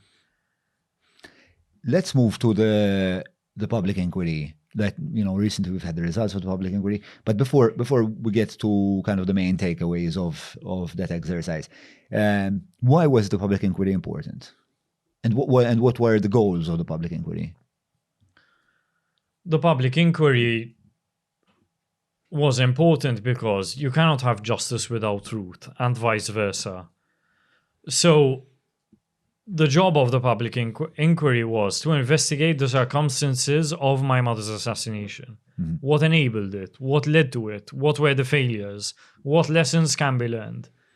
Once we have this truth, then we can work towards justice. It was important that the truth was settled upon by this tribunal of judges and former judges, and that the process was started by the Prime Minister, because this has to be a national effort. Fine, journalists do their work, uncover evidence of corruption. Sometimes it leads to their murder, which is what happens with my mother. But when it comes to such grave circumstances that lead to the situation where a journalist investigating corruption has been murdered, you need this authority that has the backing of the state to settle upon a truth that will start this process. Our government or people like to speak of a kind of healing process. But yes, we need to get through these stages, the truth-finding stage and justice, before the country can heal. We can't skip either of them. And the public inquiry was, I have to say, something that this country can really be proud of. There are only a handful of things that in this moment maybe Maltese people feel that our country can be proud of. And I think, yes, the public inquiry is one of those. But there was a lot of resistance for the public inquiry to be even not considered, but for us to start the public inquiry. Who were the primary people that were opposing it? Joseph Muscat. Joseph Muscat was 100% opposed to the public inquiry. And he used every tool at his disposal, every person at his disposal, to stop the public inquiry, to sabotage the public inquiry. What do you think his incentive was? Because Joseph Muscat knew from day one that my mother was murdered because of her investigations into high-level corruption that involved him and his circle of friends. And any serious investigation into that corruption, into the circumstances of my mother's murder that are inextricably linked to that corruption, would expose Joseph Muscat's role in it. His role in creating an environment of impunity? Where his closest associates can get away with corruption. Mm-hmm. I often thought that your mother is kind of filling in the shoes of the police almost, but not having the protection of the state. The job of a journalist is never congruent with the job of a police. Journalists cannot prosecute people. They cannot arrest people. They cannot raid people's houses. They have absolutely none of those powers. They have very limited tools, but they are supposed to have absolute freedom to express themselves. And that is an extremely powerful tool. Now, in a situation where the police have been corrupted, neutralized, paralyzed, or controlled by a corrupt government, unfortunately, in that situation, all of the criminals being investigated by a journalist such as my mother will direct all of their attacks towards that journalist. They won't have to worry about the prosecutor. They won't have to worry about the police. They will have to worry just about this one journalist. One person who exactly doesn't have the protection of the state. not just doesn't have the protection about the state, is held in contempt by the state, is held in contempt by the state, is attacked by the state, is harassed by the state. And now that the public inquiry is, certain things have been established, what do you think are the most important things for us to understand from the conclusions of the inquiry? That most of the time, when good people do nothing, yes, it's true. It allows very bad people to get away with their crimes. When you look at a lot of the characters in the public inquiry, the majority of them are not evil people. They are simply incompetent people, stupid people, people with no backbone. People who don't know that saying hija can set in chain a series of events that, yes, will lead to the murder of a journalist. I think once you told me about this, the Chiesa guy that said you need the 3 C's. Yes, I just can't remember what they are. I think it was I cretini, I criminali, e corrompevoli. Yes, cretins, the cretinous, the corrupt, and the criminal. Those are the 3 C's that the mafia depends on. That organized crime depends on, and these are the people you're alluding to. And what of the public inquiry should we start, like what of the advice from the public inquiry should we start to implement with immediate effect? I think the public inquiry calls for a complete change in attitude on the part of government when it comes to the right to information and the right to free expression, which are 2 rights that are completely dependent on each other.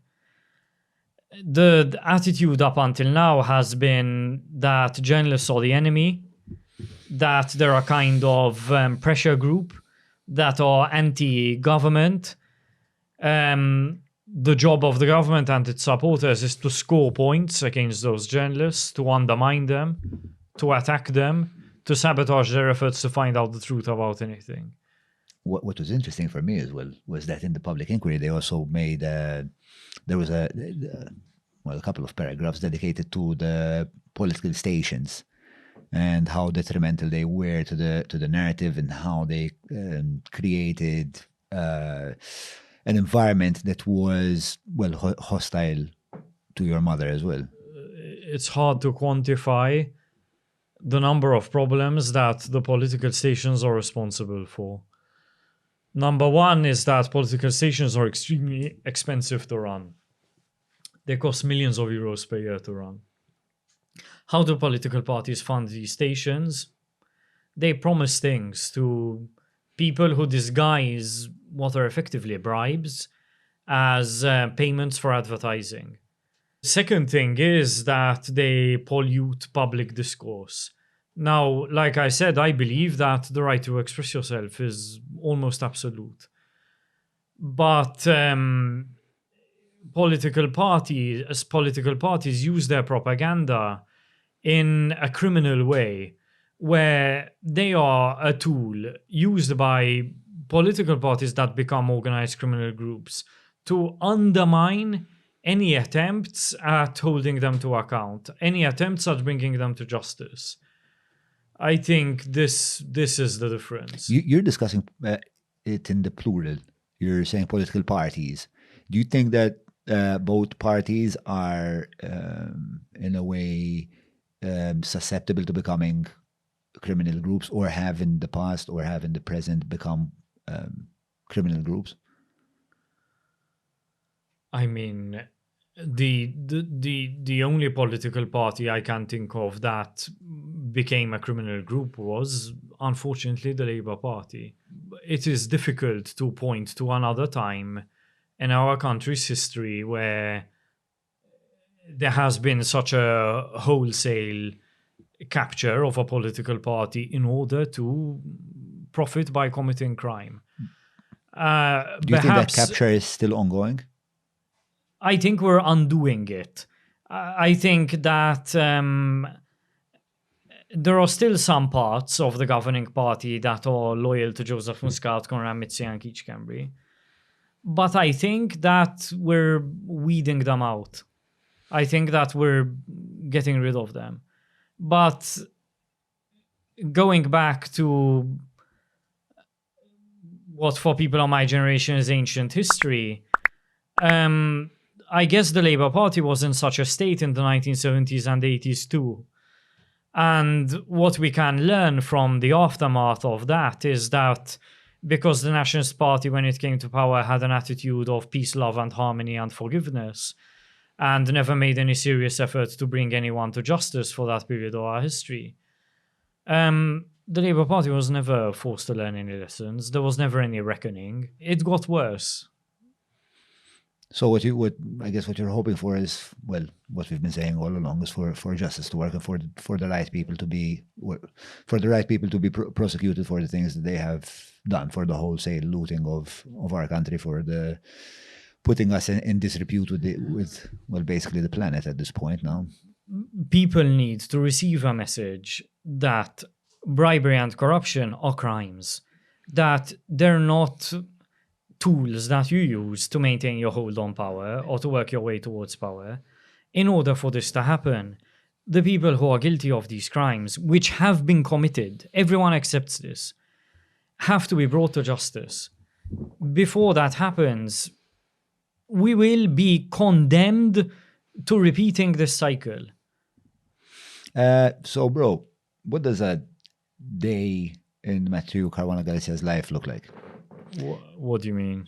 Well, in the beginning, we kind of touched a bit upon the foundation and what you advocate for. But what does that look like in specific terms? I mean, the foundation is like any other business. We have goals, we have a budget, we have staff, except that our mission, instead of to profit, is justice for my mother, justice for her investigations, improving the state of the rule of law in our country. These are its goals. And running the organization day to day is like running any other small business. We have bills to pay, bureaucracy to deal with, but of course, we also have to make time to continue our investigative work, to ensure that investigative journalists are supported in their work. How tiring does it get? Like, because there must be obviously like, must be an emotional toll, no? As part of this, I mean, it's very close to home. To me, it is extremely demotivating when I see that people are consistently rewarded just for loyalty to a political party or just for being useful. When I see a recent graduate from university or a trainee or something like that, suddenly being paid 60,000 euros a year, or someone, including the Prime Minister in the past, being paid 500,000 euros a year for legal services that are in reality offering advice in an email maybe once a month. This is hugely demotivating. What are you talking about here? Robert Abela acquired the majority of his wealth through contracts with the planning authority. To see people being consistently rewarded, not for their work, not for their commitment for good governance, not for doing their job properly, but because of nepotism, because of clientelism, because of political patronage, because of their utility to a political party, not because they are working in the public interest. This, yes, is very demotivating, not just to me, but to my colleagues as well, to people who support us in our fight, because it's a struggle. It's a huge struggle. Do you feel like there is an improvement in the way the public is processing all of this? Like, do you pay attention, for example, to comments online and kind of like this very banal way of interacting with problems that are so deep-rooted and sophisticated? Do you think that there is an amelioration? Are you having an impact? I mean, more than what people are saying online, I look more at what's happening.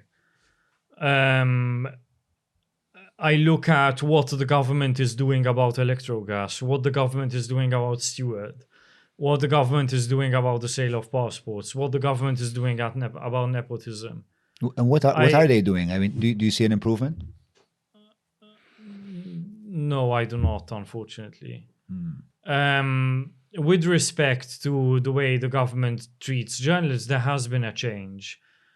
But with respect to what we call restitution, which is restoring the state of things to the way they were as close as possible prior to the act of corruption, we are very far from being there. Would that mean like rescinding contracts with electrogas? Yes, it means that. It also means that the companies that profited illegally off this corruption will have to pay back to Malta what they owe us.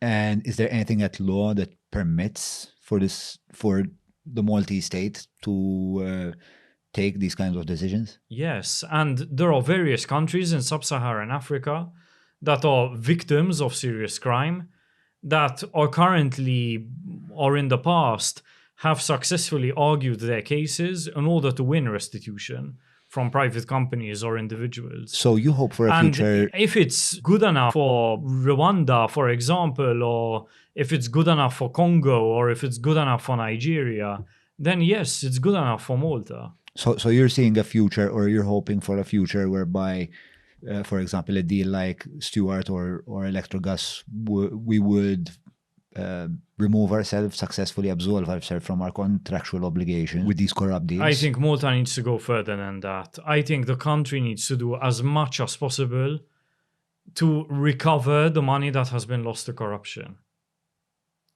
But wouldn't that be a place to start? To kind of... Yes, of course, contracts have to be rescinded. Contracts have to be torn up. Of course, that is a start. But we have to go further than that. Criminal justice also. But yes, we need restitution. Do you see that as a plausible possibility for our future? Yes, it is. I mean, the current situation is, I want to cry.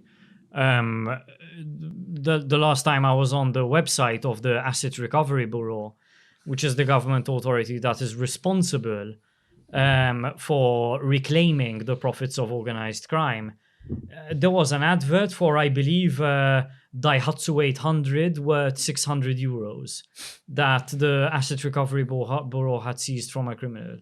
I mean, is this really what the country is capable of, or are we capable of more than that? What's it gonna take? For people to do their job, and to do it without fear or favor. And who are these people that need to do their job without fear or favor?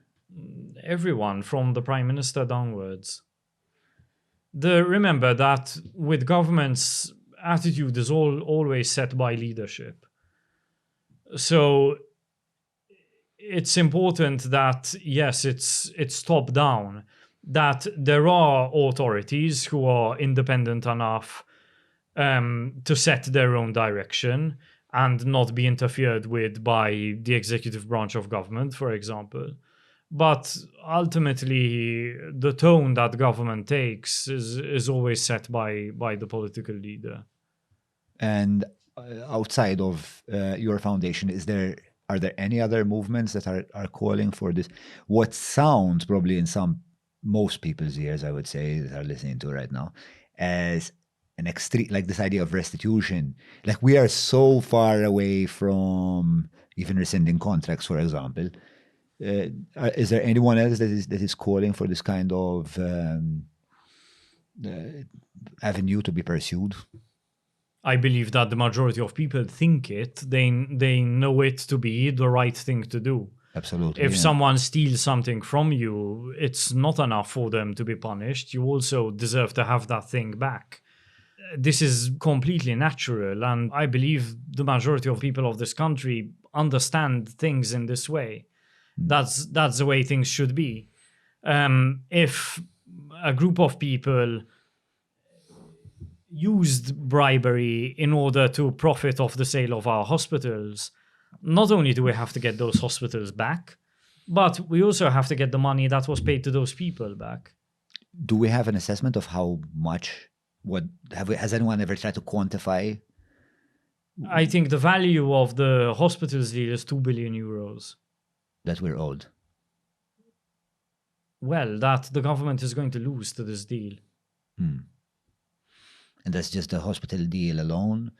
But it's like we learned about more. Like for example, the St. Vincent de Paul deal. Are you familiar with that? Yes, I am. Like it's was $250 million.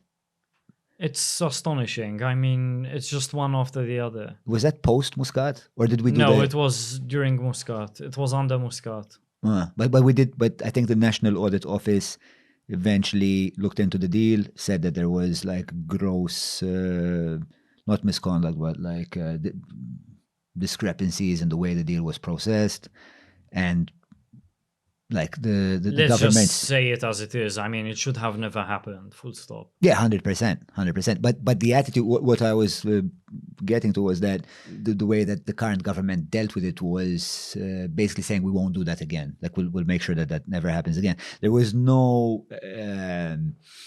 like will to rescind that contract or to retrieve that money, or it was just okay. Well, let's make sure this won't be an occurrence once more. But other than that, I mean, that's pathetic, honestly. It's really like taking everyone for a ride. so I'd like to get a bit like in the final chapter of this this interview. I'd like to kind of like get to know like how certain things affect you on a human level. Like we've all seen the posts online, these fucking like, why'd you leave the car outside? Why did the dog bark and all this shit? Like, how do you process that? Does it make you like? It makes me fucking angry to read that. I don't know how it would make. I try to look at why the people who are saying it. And I think that in many cases, it's because they feel guilty. And a way of feeling less guilty is to blame someone else. So they look for any explanation, no matter how ridiculous. Why didn't the dog bark? In order to shift the blame from them onto a dog. Imagine you're blaming, a dog for putting a bomb in a car and blowing the person driving that car up. So this not only, it helps me sort of deal with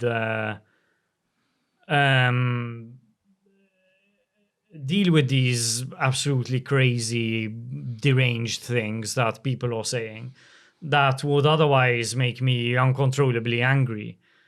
Do you ever get uncontrollably angry?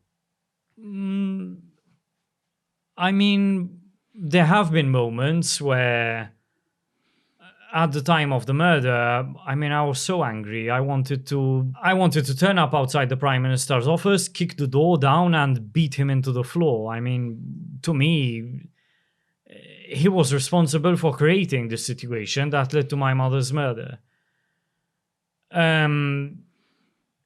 But that wouldn't get me or anyone I care about anywhere.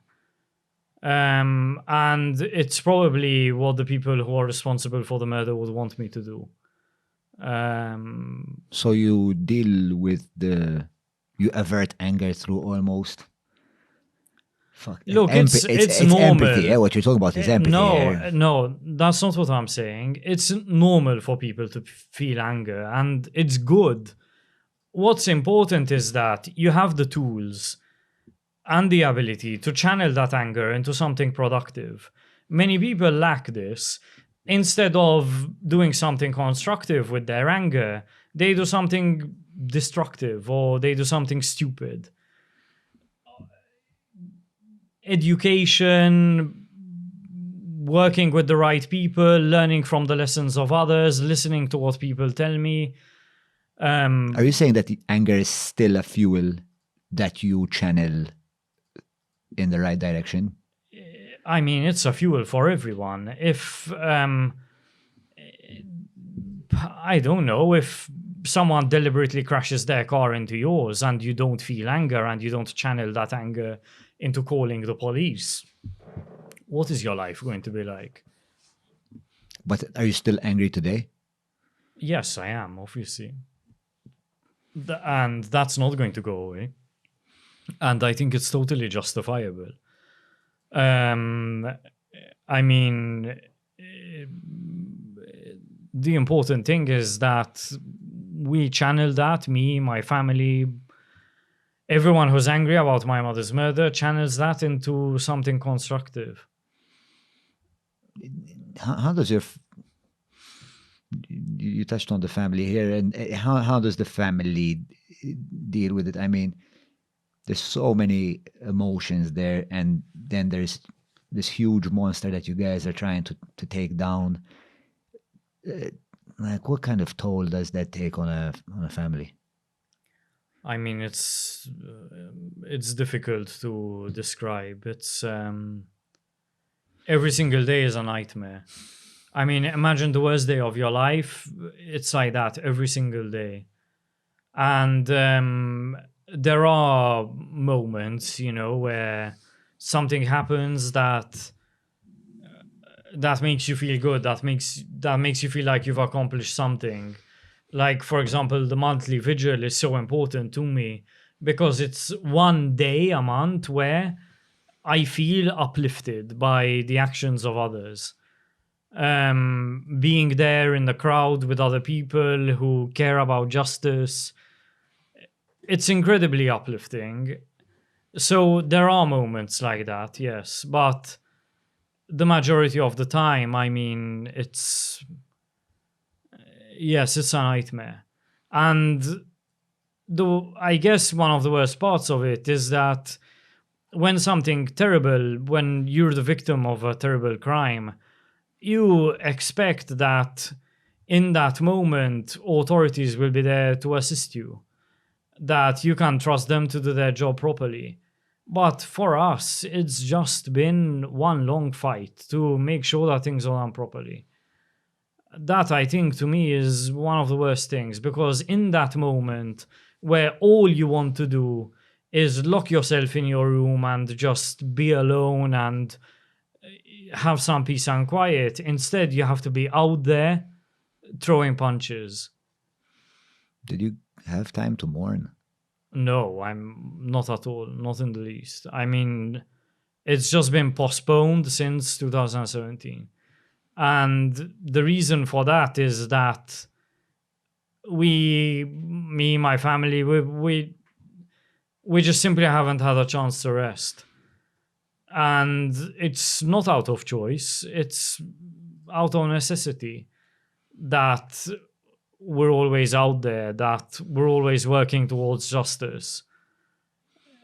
Actually, it's like that for our lawyers too. I mean, for everyone really who's part of a campaign for justice, for the women of Occupy Justice, for the activists at Republica. It's been like that since 2017. Obviously, all these people you mentioned did not lose a mother.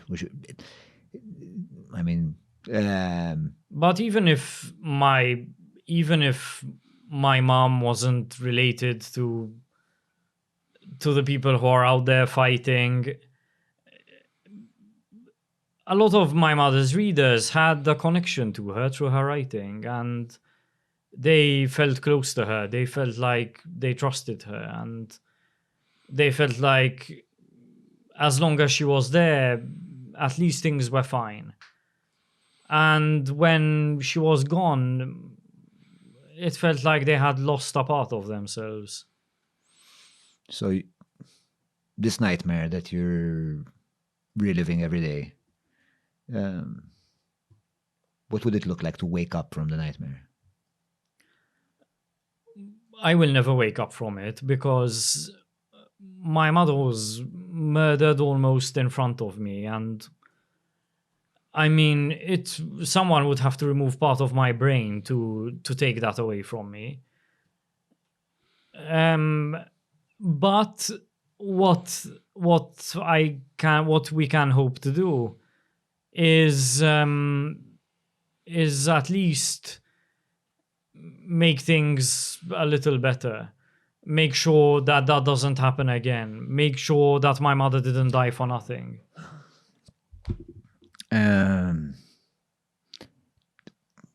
With the case of, okay, because it's not about my feelings. If my mother didn't have children, the need for justice would still be there. It's not about my state of mind, my emotions. It has nothing to do with that. It's about the need for justice for this person who is a victim of this terrible crime. Okay, and that is not going to go away, whether I'm here or I'm there. Because you said, I don't want my mother to have died for nothing. I'm paraphrasing. What could she have died for? Like, we're talking about, like, what is worth that ultimate sacrifice? I'm a bit confused.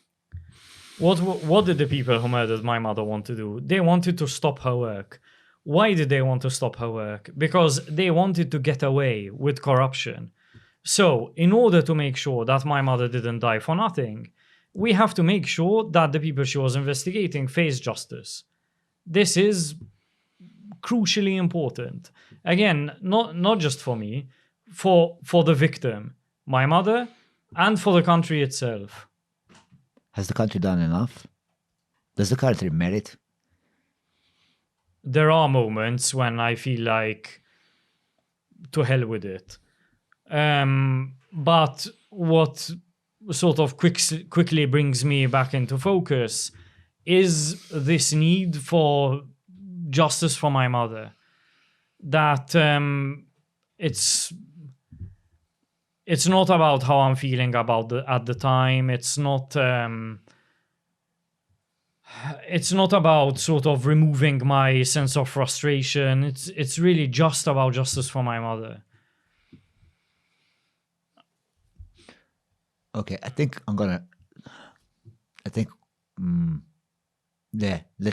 let's chill, because it's a lot. And let's go to the philosopher part and decompress, because it's a lot. What is the philosopher part? So the philosopher part is like the antithesis of the podcast, whereby like I'll ask you questions and like we'll just keep it short and light. Oh yeah, Bone is reminding me to pass the book to Massimo. Who gave us this book? BDN. All right, Massimo, there you go. It's called Riflessjoni dwar il-ġid komuni, which is entirely like what we're talking about here right now. By I'm sure I've never heard of this book, but about it, let me know if it's any good. And thank you for the support. And thank you for sharing that. Of course. Everything. It's fucking a lot, mate. So, yeah, a bit now a bit of like frivolous tabloid stuff, I guess. I don't know. To lighten the mood. I see you diving in the profile picture, in your Facebook profile picture. Do you do that a lot? Unfortunately, a few months ago, I had an accident while diving, and I mean, it affected my hearing, and as a result of that, I can never dive ever again. Oh shit, mate. I was trying to make the mood light. Fuck. I know. Just fucking stuck my foot in it. Okay.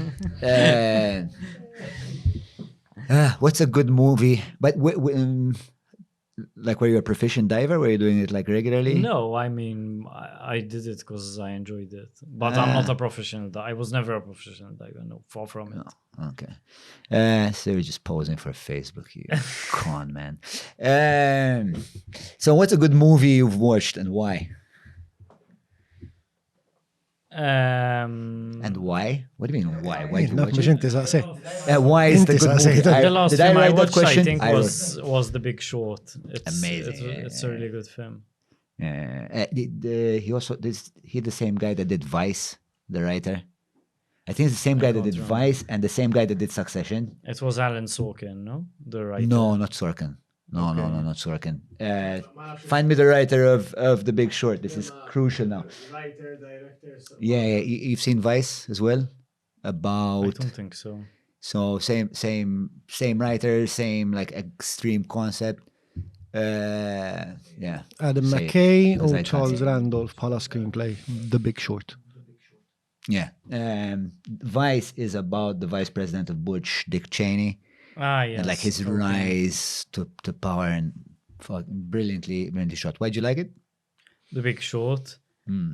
Because it made a subject that's very dry and difficult to understand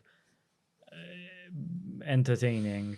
And the power of a writer lies there, I believe. This is why my mother was such a threat to I guess you could call a corrupt establishment, because You guess you could call it. I'd you say- couldn't she wasn't just good at finding out information. She was good at communicating it in a way that was both entertaining and informative. This is what really made her a threat. And that's the overlap kind of you see with the writers of Big Short.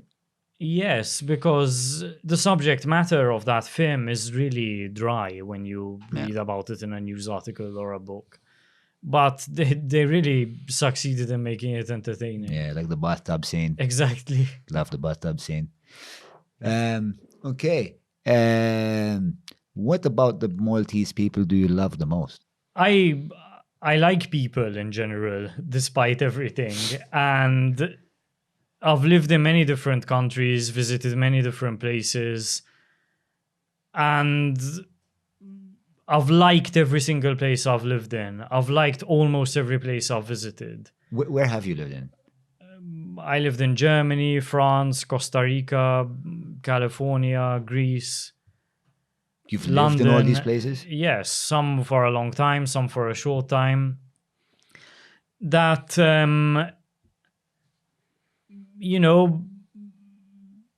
there are sort of certain traits in people that you see everywhere, and you like those things. You see them in your country, you see them in other countries.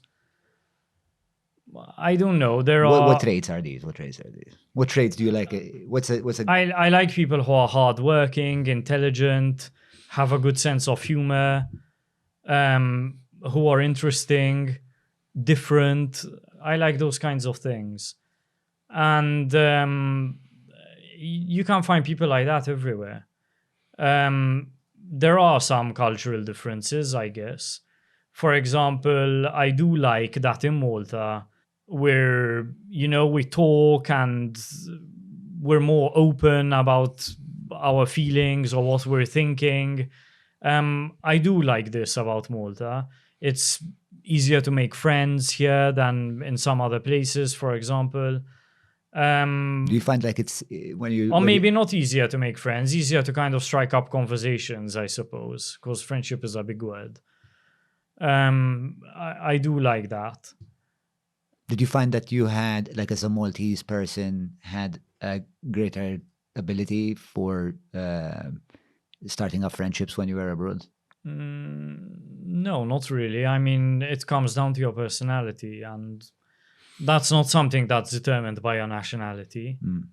I always felt like when I lived in London, everyone was a bit like, stiff upper lip and shit. Like, I think the fact that I came from, I felt like the fact that I came from a Mediterranean background, and I was just like so free with my emotions and kind of like not that, like strict with protocol and shit. Like I worked in one hotel I worked with was the Goring, where it was right behind Buckingham Palace, where all the lords came after Parliament and stuff like that.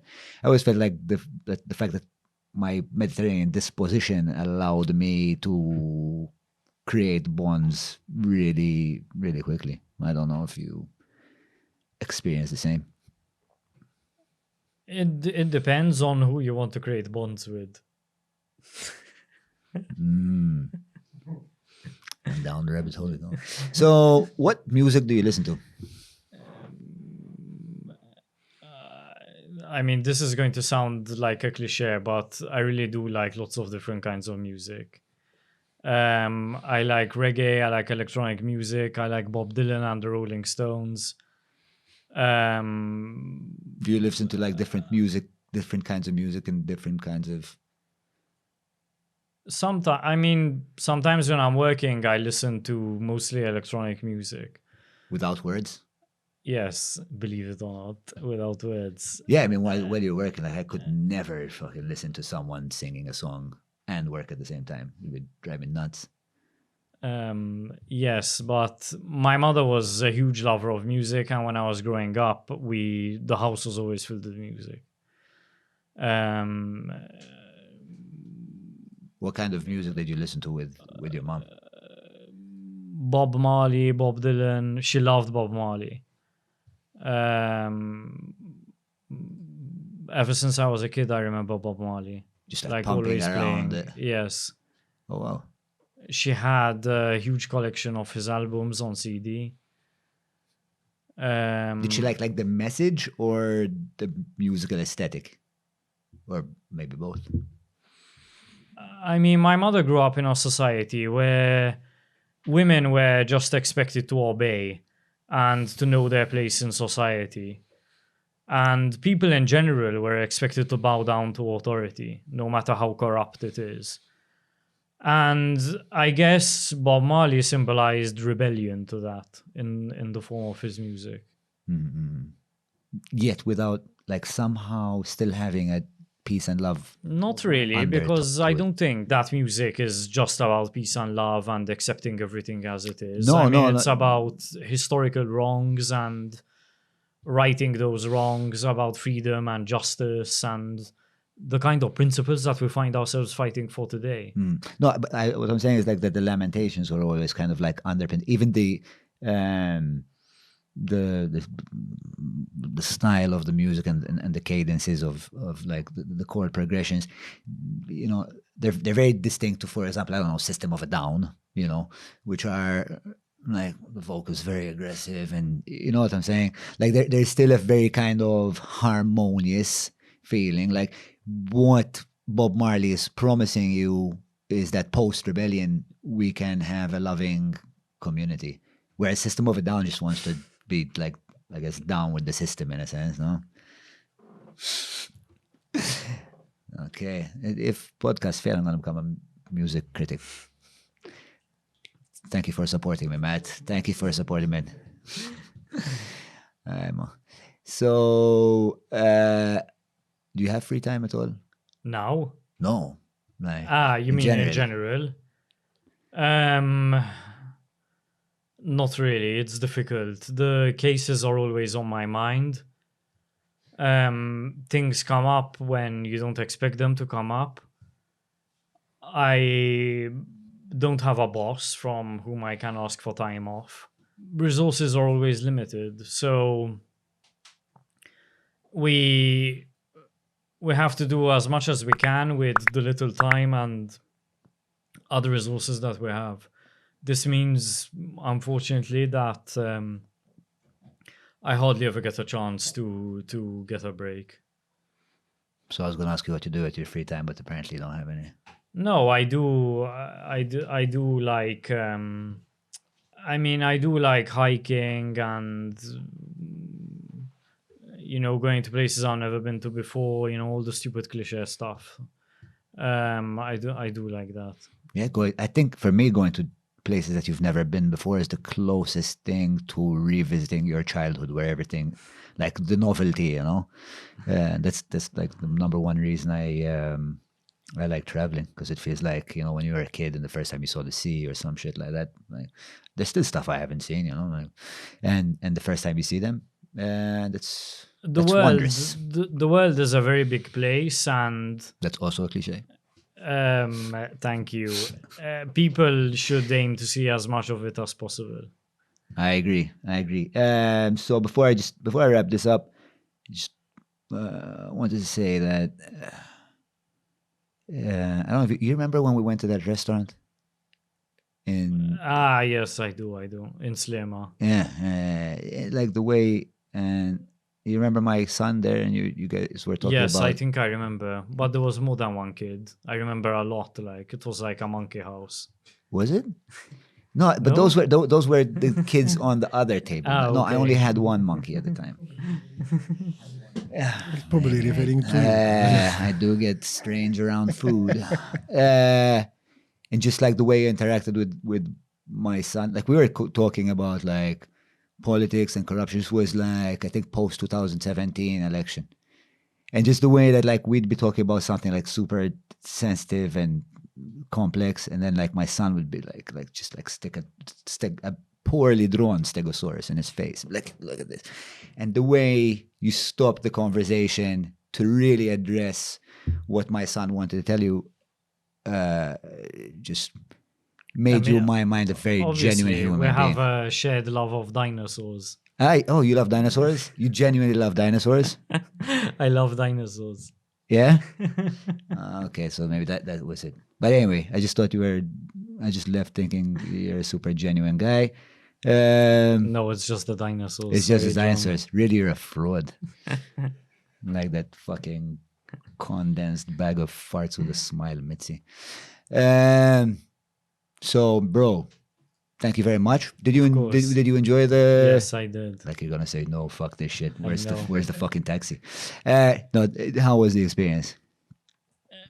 Well, I mean, good, I guess. It was the first time for me doing a podcast like this. Like what? Like a sort of long interview. Hmm. So I don't have any benchmark. But it was good. You know, So I'm your like, first. even though you say that the things we're talking about are very difficult to understand, I mean, you have a really good grasp of them, and you're much better than I am, I think, at explaining them. And on that positive note,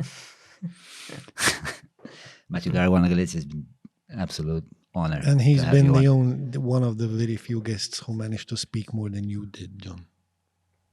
Is it? Is that true? No. Yes. No, I'm always.